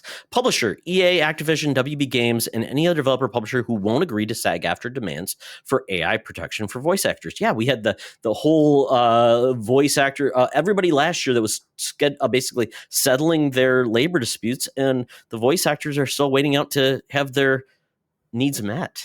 Sucks. Yeah. Yep. Game, Funko Fusion, a very lazy Lego clone. I didn't play it, but it looks so bad. I did play it a little bit. It's kind of fun how the way they incorporated things, but I totally get it. Yeah, it's not as exciting as Lego games. Accessory, again, I got nothing. Service, Nintendo Switch Online. Nintendo did release some good games on the NSO's service, but it's still drip feeding us with games, of course. But you can play all the Donkey Kong Country GB games for some reason. Yeah, but no Donkey Kong 94. There you go, Mark. Yeah. No 64. Exactly. Blows Trend. my mind. AI generated things in games. Anything created by AI is literally just poorly replicating another person's hard work. You don't create things in AI. If I see any kind of AI generated things involved in an upcoming game, I won't touch it. Game mechanic, not being able to fast forward through parts of a game. Looking at you, Princess Peach Showtime. Trying to collect all the collectibles feels like a chore, especially when I have to wait for the level to let me move to the next part. Totally agree. Some quality of life measures that I just feel like a lot of people are meshing out with. So please fix those. But lastly, a late to the party, but I don't want to forget him. Daddy Diwali has a buy rent return. Oh, nice. Late in the game. I'm doing this in real time editing. He says, buy Iceman, rent Sub-Zero, return those guys. I have no idea who they are. Yes, we don't either. Apparently they've got dirt in Nintendo. They keep showing up. That's it. There we go, gentlemen. So with that, we're going to hit, you want to just hit our naughties first, then get to our nice? We'll start negative and go positive. Let's do that. Okay, we'll do a round robin. So tell us when we're going to stop, and then we'll go from there. So, Chris, since you're guest, what is first on your naughty list? My naughty list. I'm wearing my PlayStation shirt, and I'm gonna sound like a fanboy, and I will admit that up front, and I will apologize as well. But Game Pass, I will be the first one to say that Game Pass is probably still one of the best values in gaming, and I don't think there's much of an argument to be made. However, the changes made to Game Pass, the multi-tiered thing, the removal of day one first party titles on game. If you have Game Pass, you're going to get Gears of War, you're going to get Halo, and because it's not as profitable as they need it to be, actually we changed our mind. You can get Game Pass and you'll still get games and you'll do this and you have online play. But if you want those day one games, it's $20 a month for Game Pass Ultimate. So we're gonna we get you in, and then we're gonna Yeah. pull the rug out from underneath you because we need to make money. And I get that. The more stuff you add to any service, everybody's service goes up. I don't fault them for necessarily having a price hike. Every service of any kind of streaming service is going to go up. The more content you add to a service, the more it costs to upkeep, licensing, all that kind of stuff. So I got no problem with them raising the price. Although I think it went up twice. I think this year, and I could be wrong.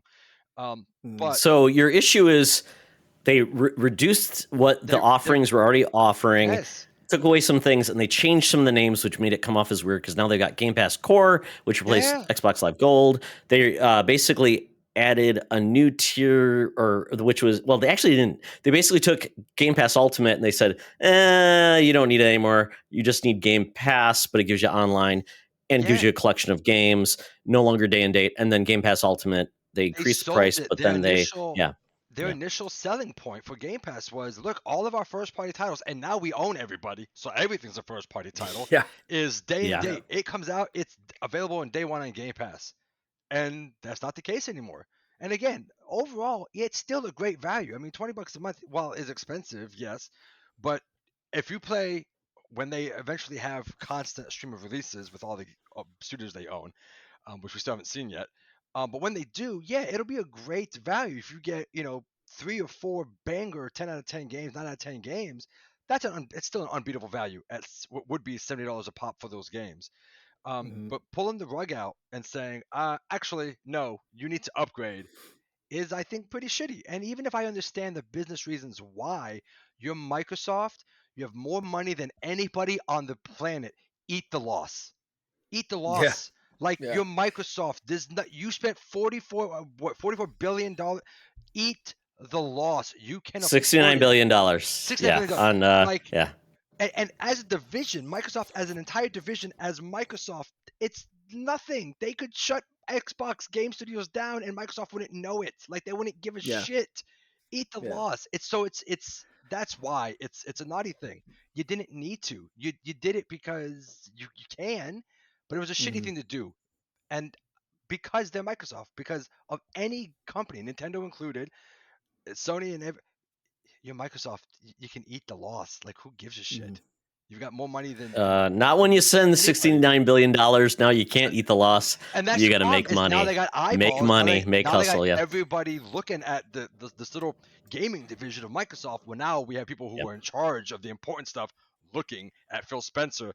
Why aren't we making enough money? Charge people more. Yeah. So that's and I think you're onto something where I think if they had timed that announcement a little bit later, after we see a greatly received Call of Duty, Indiana Jones drop, they dropped this price hike, feature takeaway stuff at a time when their prior games, like they made a lot of purchases, they made a lot of acquisitions, but their game releases and the pedigree of those games completely shit the bed. And like, I don't have a PlayStation. I have an Xbox and a Switch, and I'd love to have a PlayStation, but just, I've spent my money on other things, and that's a thing that I have to live with. But your brother has a PlayStation, which you can borrow, Mike. I keep telling you, borrow your brother's PlayStation. Oh yeah. And we've had discussions about doing just that recently. But like, so my go-to gaming place is an Xbox, and I have, for the most part, had Game Pass. But like, there've been times this year where I've completely dropped Game Pass, and not only did I not miss a good release, I didn't miss a game release. Yeah. You know what I mean? Like for months at a time. And you're saying in a drought, when you own half the game studios in the world, you can't even release a game, let alone a good game. Yeah. But you're still going to charge me extra and take away stuff from the basic tier. Get your head out of your ass and do this a year from now when it seems like you've earned it. Especially when this is agree with that. Yeah. Especially when this is the first year with Call of Duty on Game Pass, day and date. If they announce this in June after Call of Duty, Indiana Jones, the next Call of Duty is coming out. Yeah. If they They say proved like, it. hey, the next Call of Duty, we have proved that Game Pass is worth it, and now we have to pay for this, dude, have at her. Let's go. Yeah. But doing that after just like a wet towel of a year, like, Yeah. just Their that was such a communication's never shit been kind great. of thing. Microsoft, and not that any of them do it fairly well, but Microsoft's communication and their timing of their communication, Yeah. they step on rakes like it's their Oh, job. That's their Yeah. thing, man. yeah. It's bad. Yeah, yeah. Yeah. I will layer Yeah, on for something sure. else so interesting. Now they're all in cloud. As we had the Xbox, Mhm. this is an Xbox, and still the only way you can get to play Game Pass streaming is behind a $20 Ultimate Pass. So that's really disappointing too. I don't know Yeah. how you're getting people into the door at $20 a month. That is a very expensive. That's one of the most expensive subscriptions for people that are casual.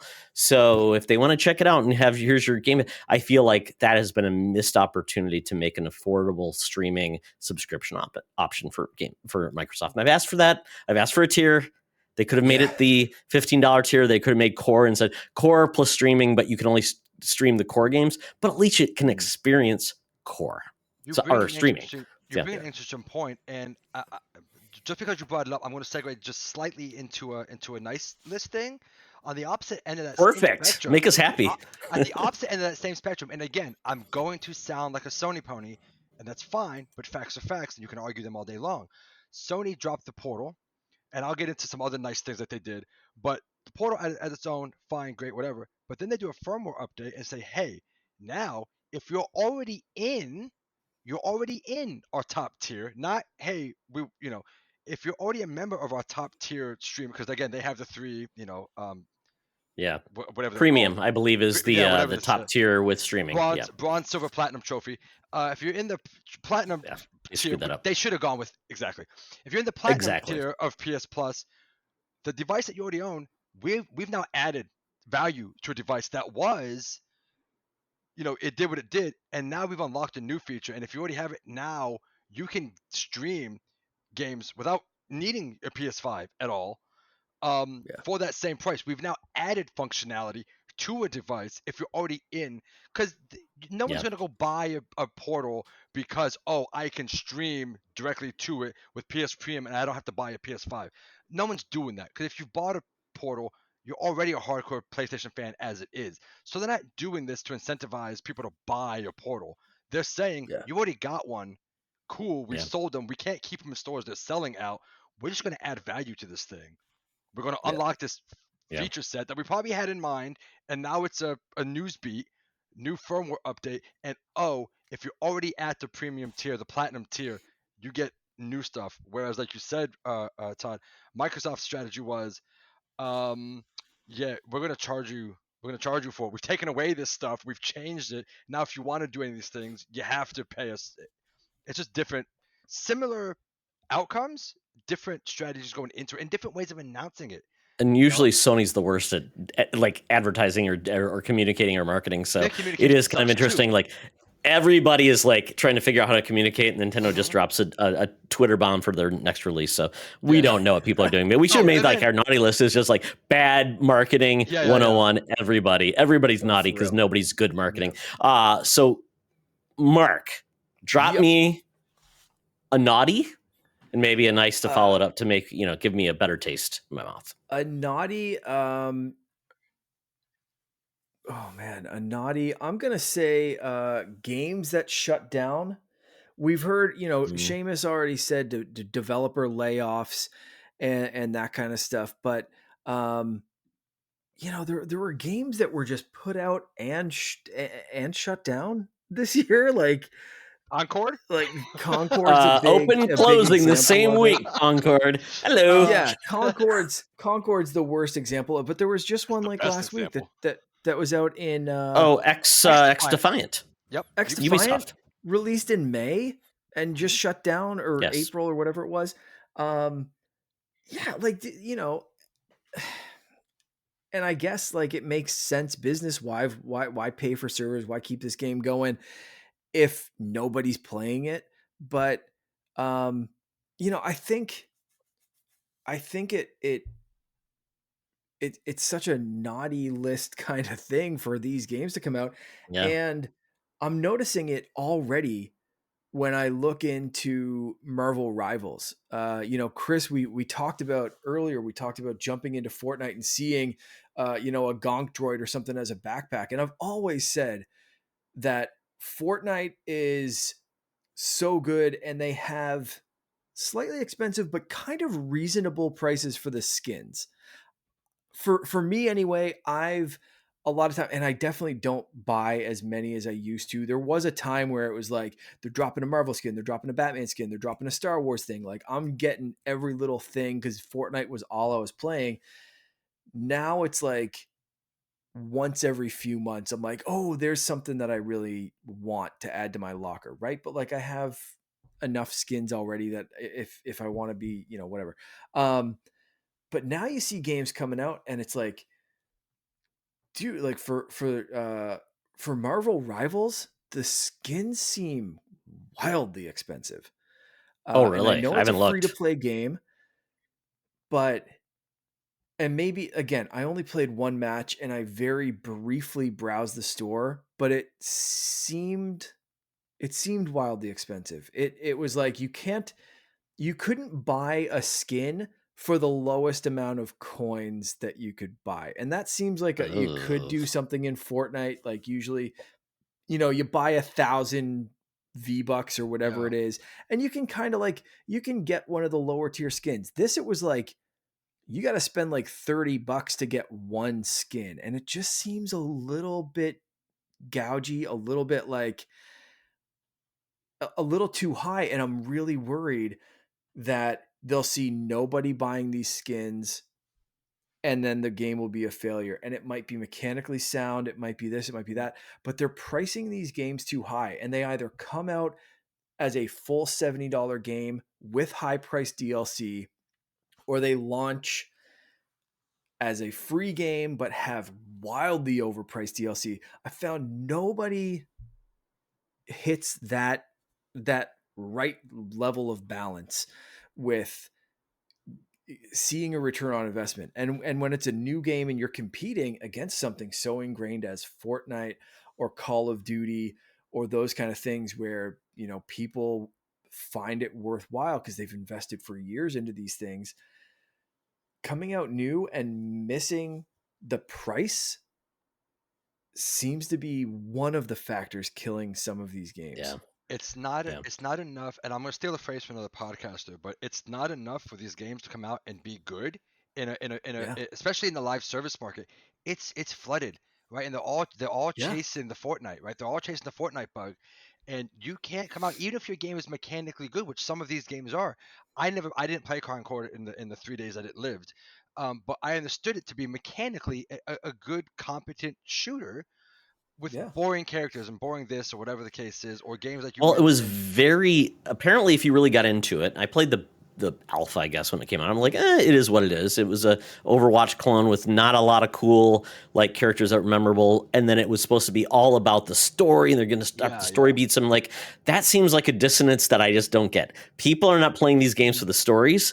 If you wanted to make a game with a story, I think people would be all in if it was that versus we're just doing this mechanic that are all in it. Plus, it's $40, and it was a tall offer to ask. But and then they didn't have a season pass, so like you gotta trust us, and nobody Yeah, trusts them because it's not. It's versus Fortnite was all about our season pass is out there, and you will get a lot of value with the season pass because people will do this and will make it easy and all thing. So I've never heard people say that Fortnite cheated me. Now, some of the no, Yeah. weird skins that they do that are outside of the game, people will say, "Why is this so expensive?" But you know what? That's your own choice. But Yeah. there's because value Fortnite there. because what Fortnite does is, and I'll get back to my point, but what Fortnite does is you can get the battle pass, and then through playing the battle pass, you can earn V-Bucks through the battle pass and get the next one. Yeah, If you play the game enough, they incentivize you to Yeah. yeah, come back, play our yeah. game, play our game.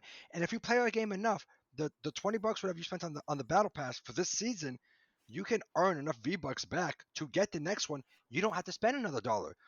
We know you're going to spend another dollar on skins, But Yeah, we're but you not going to gouge you on the battle Yeah. pass because we expect that you'll play it, beat it, and you'll have then earned enough to get the next one, and that keeps you Yeah. going. Like I was saying, it's not enough for a game to come out and be good or be competent. You've got to be great because any live service game that comes out, whether you think you are or not, you're competing with Fortnite. You have to be good enough to pull people off the the the, the god tier, god mode battle royale game that exists. And you're not going to do it if you're anything less than damn near Yeah. perfect. Your Yeah. pricing You have model, to. your DLC, your what is your long-term goal look like? And if you don't come out swinging from the jump start, you're DOA. You might get a couple Yeah. of months or a couple of days, but Yeah. that's all you've got if you don't have a rock solid foundation and a damn surefire forward plan. There's no chance. You're not going to compete. Yeah. Yeah. And Yeah. Go ahead, Mark.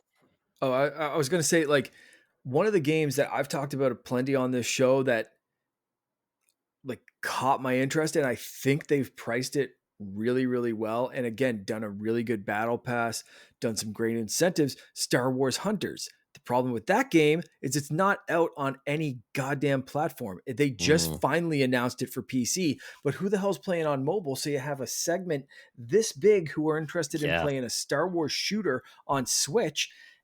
And I've kind of fallen off that game in this new season because it just feels like for the like competitive modes and that kind of stuff, I'm waiting a little longer each time between a match. I'm waiting to find people to play with. I'm hoping while it launches on PC, but I was really, really hoping when they said it's coming out for PC and it's coming for PS5 and Xbox. Like, they need that game. It is so You need a big audience. Everything's so well balanced. Everything plays so well. It's mechanically sound. It looks great. The art style can scale from a Switch to a high-end PC, and you just get a little bit more detail, but it's still perfectly playable on Switch. That is a game that I think could have long legs. And if it doesn't last until they get a good port on it for for PlayStation and Xbox, like, I will be devastated because that game deserves so much more love than it can possibly get on mobile or Switch. Because, like I said, it just has everything paced and timed and priced the right way. And it's so rare. We've just had a bunch of examples that we've just talked about of games that have gotten it wrong. And for a game to get it right and then absolutely shit the bed on availability, it's like, what the hell, man? I'm waiting. It's the one I'm Exactly. waiting on. Like I said, I fell off of Yeah. Fortnite, but you get me Star Wars and a battle royale. I'm all in. But I'm not playing it on my phone, and I've given up on the Switch. I'm not playing anything online on Switch. Yeah. They The recipe's easy. You give a license with a model that's cool, people will probably show up, and that's why Marvel Rivals is really, like, they talked about concurrence because it's everywhere. Except it's not on Switch yet, but it will come to Switch too. We know that. It'll be fine. Exactly. And you got to put that game everywhere for them to really keep people around. Mark, give me a nice. You know what? You mentioned it before, and I'm going to give a nice to, I don't know exactly where this is going to go in. Maybe in the developer or whatever publisher category or something, but Nintendo putting out a music app. Weirdest bingo card ever, but holy shit, do I appreciate that app. I love listening to ambient music when I'm working, when I'm like, I'll be in cooking or even just relaxing. Like, my son loves listening to Nintendo music before he goes to sleep. I'll fire on that app. There are sleep timers. There's extended play in there. So I can, if I find a song that he is like, oh, I like this one, and it puts him in that like Zen, I'm ready to go to sleep mode. Dude, that song is getting the 3-hour extended cut, however long I can play it for. And that's like pumping through until he passes out. Like, Mark, I got one question though. Why is the Nintendo online app not on Alarmo? Just kidding. If you want me to start dissecting Nintendo's decisions, thought processes and decisions, why isn't the catalog just available on Spotify? Why do we have to go through a proprietary damn app. I get it's Nintendo wants to control everything. No, and I get that, but like, Yeah. I wish I had a hot take button, and that's an old Megadad's trope. I wish I had a hot take button because, Mark, I've never disagreed on a podcast, maybe more than this take. It's so Okay. stupid. I will. For Okay. me. I will give you a caveat that I really wish this was in Spotify or Apple Just Music. like make the library 1000%. available. Yeah. 1 billion percent. However,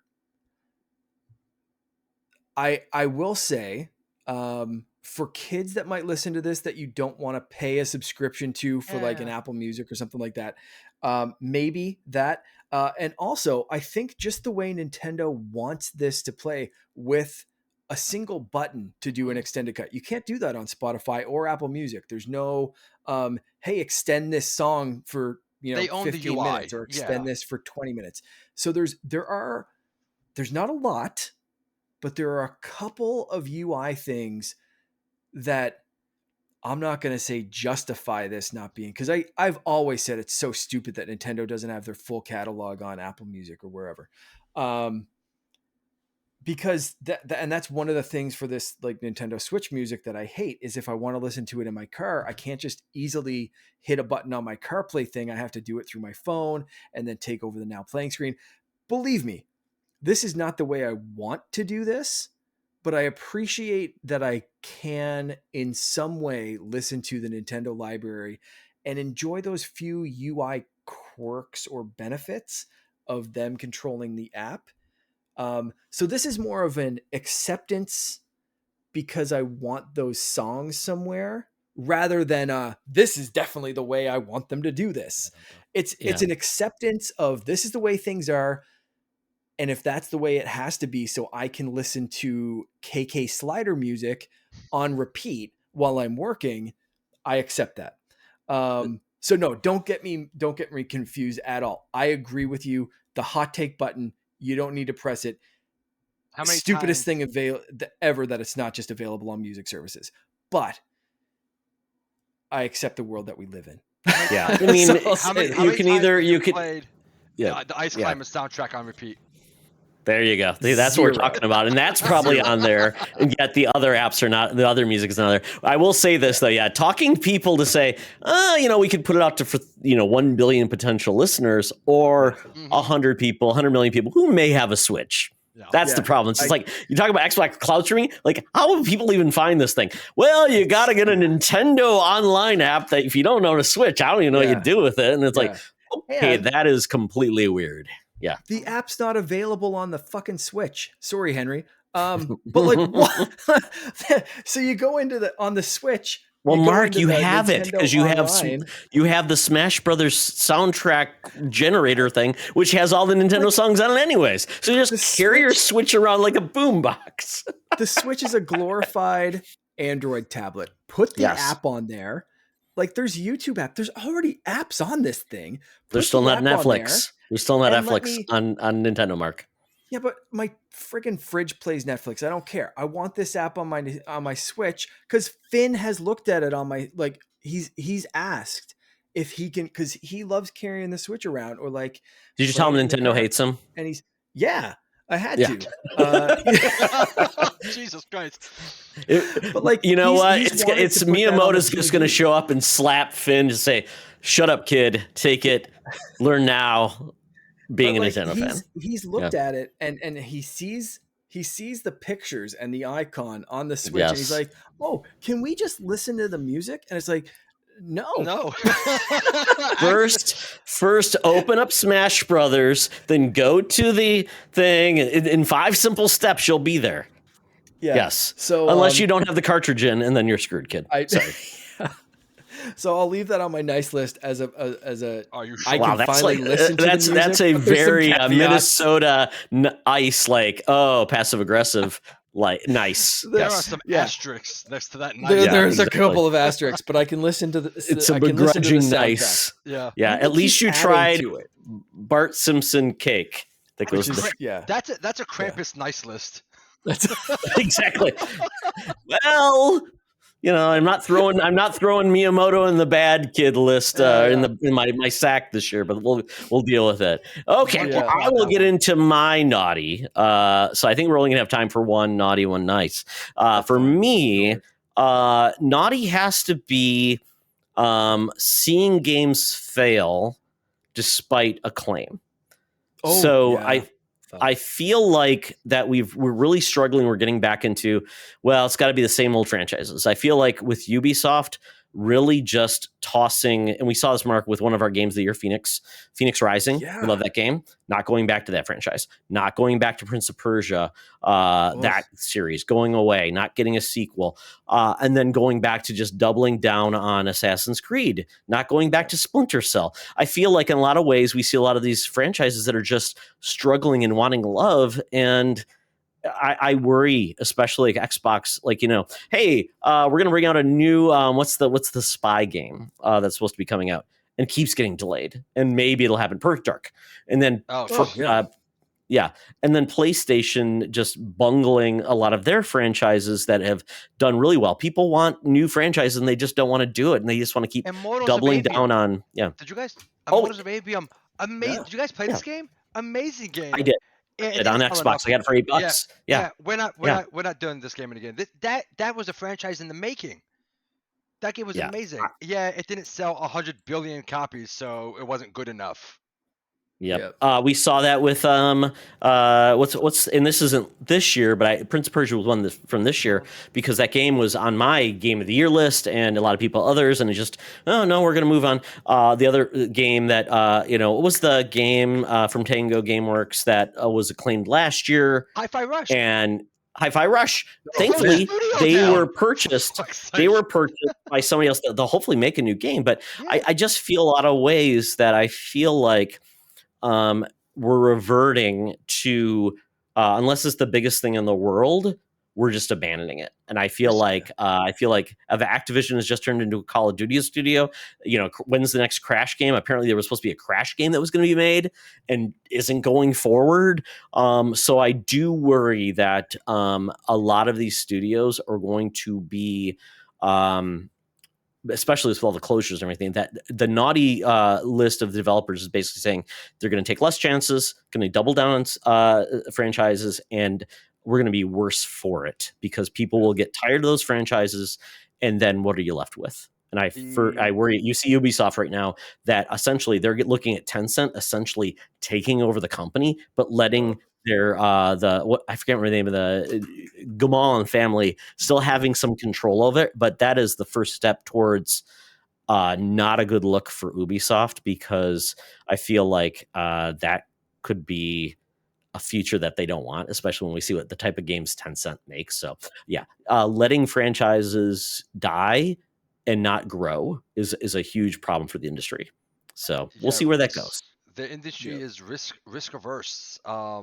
Sean Layden, former Sony studio head, president, recently did an interview, and I forget the outlet, not a gaming outlet, a news outlet, but he was asked about the industry and whatnot, and it's a really long interview. It's really good, and it's worth checking out if you're interested. But one of the things he goes into is the cost of games, the expectation of sales, and that risk averseness of, we can't take risks and try something new because games take so much longer to make in this generation. They take 5, 6, 7 years, as opposed to Naughty Dog released the entire Uncharted trilogy on the PS3 in one generation. That's 3 games, and The Last of Us in the middle of that, at the tail end of the generation, all in one generation. And now we're lucky if we'll get one game from a studio on in any given generation, because games take so long. The budgets of these games, Concord costs, including the marketing, Studio, I think 300. I think it was like $300 million. Yeah, Fire Sprite, yeah, $400. Yeah, I think was close the studio, because so what's happening is they say, oh well, what if we make Last of Us 3, Uncharted 5, Gears of War 7, Halo 27, because these are guaranteed hits. We have name cachet, name recognition, and we'll innovate a little bit within that world, but we're not getting a new IP. Why? Because it's going to No. take us 8 years, $300 million to make this game. And if it doesn't sell $100 million, we have to shut the studio down because it took us the entire console generation to release one game. Because it has to, because Yeah. we've equated value of the game to length of the game. So a game can't Yeah. be anymore 8 hours. We can't release a Journey, right? Xbox 360, Mm. indie title. We can't make a game that's 3 hours and makes you cry at the end, and it costs $7 in a cheeseburger to make. It's Yeah. got to Yeah. be an 8-year development cycle, $300 million, and because it spent so much time, so much money, it has to sell $100 million. So instead, we're not going to do it. We're going to go back to the well and just make games and titles and sequels and reboots. And look, Capcom, for example, remake Resident Evil 4 and 3 and all of them. Great, awesome. But Capcom's also doing a lot of really amazing things, and Yes, they they're are. and so I'll give them credit for that. But in Microsoft and stuff like that, and Sony, and they're not taking risks because they can't afford them. You can't afford to Yeah. take a risk if you've got one shot on a studio, or you have to shut it down because you can't pay them anymore. So Yeah. Yeah. yeah, there's a huge issue with taking risks and creativity in the space now. Yeah. I wanna ask a hot take Do you have a button? question here for a No, Do you second. have a there's no button button? here. I'm gonna smash that button or do Okay. whatever I Thank need to you. do. Thank you.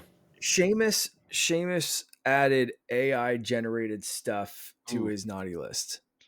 good luck getting away from that. If if there were minimal things, I'm not saying replacing voice actors or ripping people off, but if there was a way to hand off some of the stuff that costs some money to AI just to help, like help with idea generation, make things a little speedier. I'm not saying replace a lot of humans with AI, but use AI as assistants. I mean, I hate Is to be that, like I hate to be the devil's advocate, but we've had AI for years. I mean, Yeah. and yeah, I mean, think about like No Man's Sky. Procedurally generated planets is AI. Yes. AI has right? always been a part of everything we make. Mhm. Yeah. And the question becomes good, bad, or indifferent. It's there. We had AI making level planets in Starfield that added, I would think, to most people, zero value. It didn't help. People wanted to go back to this. So I think that was the case. Mm, But if you think about a small team like No Man's Sky, they went from making Joe Danger to this game that has existed. If it They're allows a away small now. team to do impressive things because they can't afford, I mean, the scope, it's amazing. It helped them make a game that realized their dreams and go beyond their thing and basically make an amazing output game that's been improved upon. You haven't heard about layoffs at that studio. You keep seeing it. They keep adding value to the players that have stuck with it. mhm. There's some good things about AI, but to your point, it shouldn't replace humans, No. but it should Yeah. make humans' jobs easier. It should be doing those things that aren't value added to the developers who would say, I don't want to know how to program a game. I just want to be creative and make a game. I Um, think, yeah, yeah, the creativity. I think it can add where you can take menial tasks that's to allow a developer or an artist or a programmer to work on something that you need a creative eye on. So things like in an open world game, we have tons of interactable NPCs where you walk up to an NPC and they have dialogue, and maybe it's meaningless. There's a term for it, industry term, barks, I think is the industry term, where you yeah, talk to an NPC and they just say a line of dialogue, and maybe it's additive, Mm, maybe it's not. AI can generate 200,000 lines of random bark dialogue for background NPCs that don't impact the story, but they flesh yeah. out the world so that you don't have to have a writer in a room thinking up, I have to think up 400 lines for all these NPCs. No, let them write the story. AI shouldn't touch the Yeah. story.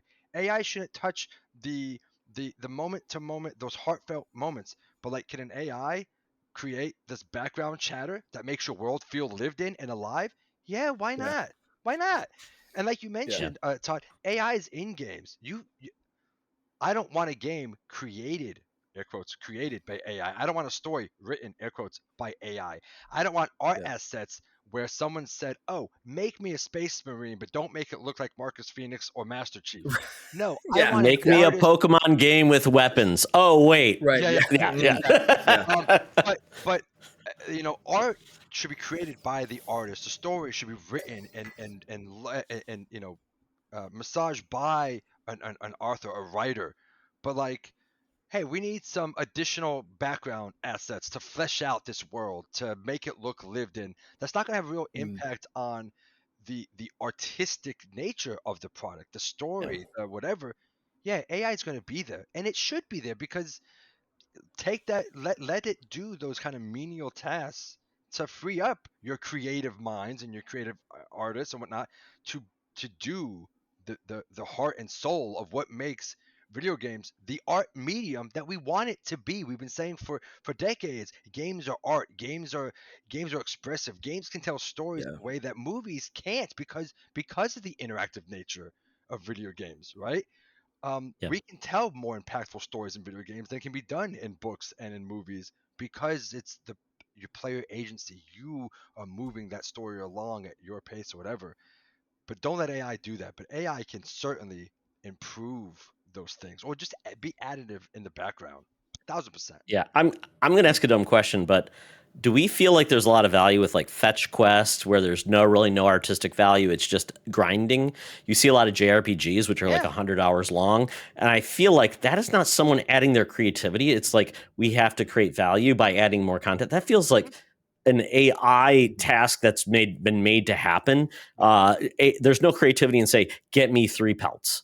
There's No, just not. exactly. Right. It's yeah. Yeah. So I feel like there's some things there. So you feel like, yeah, you want longer games, but you want a smaller development studio. You want to have budgets you can control. You actually want that game to be really successful. That's how you manage your budget. That's how you don't take 10 years for a game to come out and then you can't live between the games because your last game you made didn't support you through the next 10 years. So it's a tough one, but yeah, it's really funky. I know we're running long, so I'm gonna end things on a positive note. Yes. So Yes. in my nice list, I'm saying thank you to all these free games we get from all these amazing services. So if you think about it, and Mark, you need to just like get like a cheap Steam Deck or something, because Yeah. Amazon Prime, Epic Games, Steam, there are so many amazing free games right now on Epic. You get the Lego collection, the Star Wars Lego collection for free on Epic. Awesome. It's amazing. And it's built up my library. And I always feel like, hey, if I'm not interested in a game, I'm not going to claim it. I'm going to share it. So I've been like gamer clause on like Blue Skies and the like, where I give away codes on GOG. They're great. And GOG has no DRM. You can do whatever you want with that game. It's yours for free. No one can take it away from you. So that is where I feel like I love it that we got all these amazing games for free. Obviously, they don't. I mean, Amazon, your Prime subscription is paying for that. GOG, they do that every change, and they're an amazing service. Epic Games, they want you to come and join their store as an alternative to Steam. It's the price of entry. So, but I do appreciate it, and I'm glad it's there. And then even Amazon, they do Luna. So you get like you can just play a game on Luna for free to try it out. So talk about free streaming games. It's amazing. So I want to say thank you guys for allowing people to game for cheap, especially when you want to get a cheap PC. There's ways to play it. I saw a Steam Deck for like $350. I saw a ROG Ally this year for $350 to open up the world of PC gaming in a really easy manner. It's great. So thank you for all the free games. So yeah, there we go. That is our naughty and nice list. Thank you for everybody who paid, gave us their takes on this. We appreciate. We always want more people to be engaged in our podcast, and we want to just have a good time, and we want people to come on the show, just like Chris came on this episode. So, Chris, thank you so much for coming on. It was great. Oh my God, thank you so much. This has been wonderful. It has been probably 2 or so years since I've been on a podcast. I miss it. I would love to come back to this. Or if anybody's listening, listen. If anybody's listening to this, if you've got a podcast and you need a co-host or you want a guest, please reach out. I would absolutely love to talk video games for as long as you will let me ramble on and on. This has been amazing. So Mark and Todd, thank you both for having me today or tonight, I guess, depending on when. Awesome, loved it. Great experience for me. Thank you guys both. You guys are both on my nice list. Thank you. Aw, so much. Thank you so much. Great. But Thank you Chris, so much for coming on. yeah, thank you so much. And then, but you have to tell people how they can find you Yeah, to certainly. actually reach out to you. So I jumped off the horrible cesspool of Twitter. So I'm on Threads and Blue Sky, which is certainly taken off. You can find me. I'm on both of them, Threads and Blue Sky, at cberto85, CBERTO85. I am there sharing my gaming hot takes and cold takes, wrestling hot takes. I'm a big wrestling nerd. Big fan of the AEW and WWE. So yeah, so Seaberto 85, Threads, Blue Sky, say hi. Uh yeah, that's it. That's all I got. Perfect. Thank you so much, Chris. It's been a pleasure. Thank you so much. We'll be in touch. Mark, where can people find you? You can find me mostly Instagram, Threads, little bit on TikTok, even though I'm not really using that as much lately. Canardian_Jedi, and over on Blue Sky, they don't do underscores, so it's Canardian-Jedi, because of course one platform has to be different. So everywhere as some variation of that. Perfect. You can find me on Threads at Toxtra at Secret Friends Unite with dots between those on Threads for some reason, and then on Blue Sky at Todd Oxtra. I changed it up. Todd Oxtra. I am who I am. And then at Secret Friends Unite, they don't have any dots. On Blue Skies, you can DM me on Instagram, and you can DM me on Blue Skies, and also Secret Friends Unite as well. So check us out. Let us know if you want to be on the show. We'd love to have you. And remember, enter the contest because we'd love to give that Podblop 6 code away. So with that, thank you, gentlemen. Do we want to give our gamer tags away? We haven't done that in a while. So if you want to game with us, Spartyon98 on Switch and Xbox, Spartyon 98, and then Spartyon 1998 on PSN, because apparently somebody else was Spartyon 98, who I don't know. Screw you. Chris, Mark, where can people find you in the world of like actual gaming? You know what? I actually don't know my PSN account name because I think I changed it. And I typically play online that often. No problem. But I'll post something on Threads and Blue Sky. I'll add it to my bio, and if you think I have good takes or bad takes, find me and yell at me. And then hound me on PSN and tell me I suck at video games. That's fine. Perfect. They can call you a noob, just like me. Absolutely. I love it. Yeah. Mark, where do you game? I think on Switch and Xbox, I'm Canardian, but I think there's some numbers attached to Xbox. So again, I'll kind of mirror what Chris is saying. DM me somewhere if you want to play like Fortnite or something, and we'll make it happen. Perfect. Okay. With that, thank you for joining us on this journey of the world of video games. We hope you have a great week. And remember, folks, it's always better to game together. This podcast is part of the Secret Friends Unite podcasting network, available on Apple Podcasts, Spotify, and podcast services around the galaxy, as well as video on our YouTube channel. You can support Secret Friends Unite by becoming a Patreon member, get bonus programs and more over at patreon.com/secretfriendsunite. Join our Discord community for even more discussions on all things geek. For all the latest updates on Secret Friends Unite, make sure to follow us on Threads at secret.friends.unite and visit secretfriendsunite.com. Find our merchandise at TeePublic and Redbubble. Thanks for listening, and may the Force live long and prosper.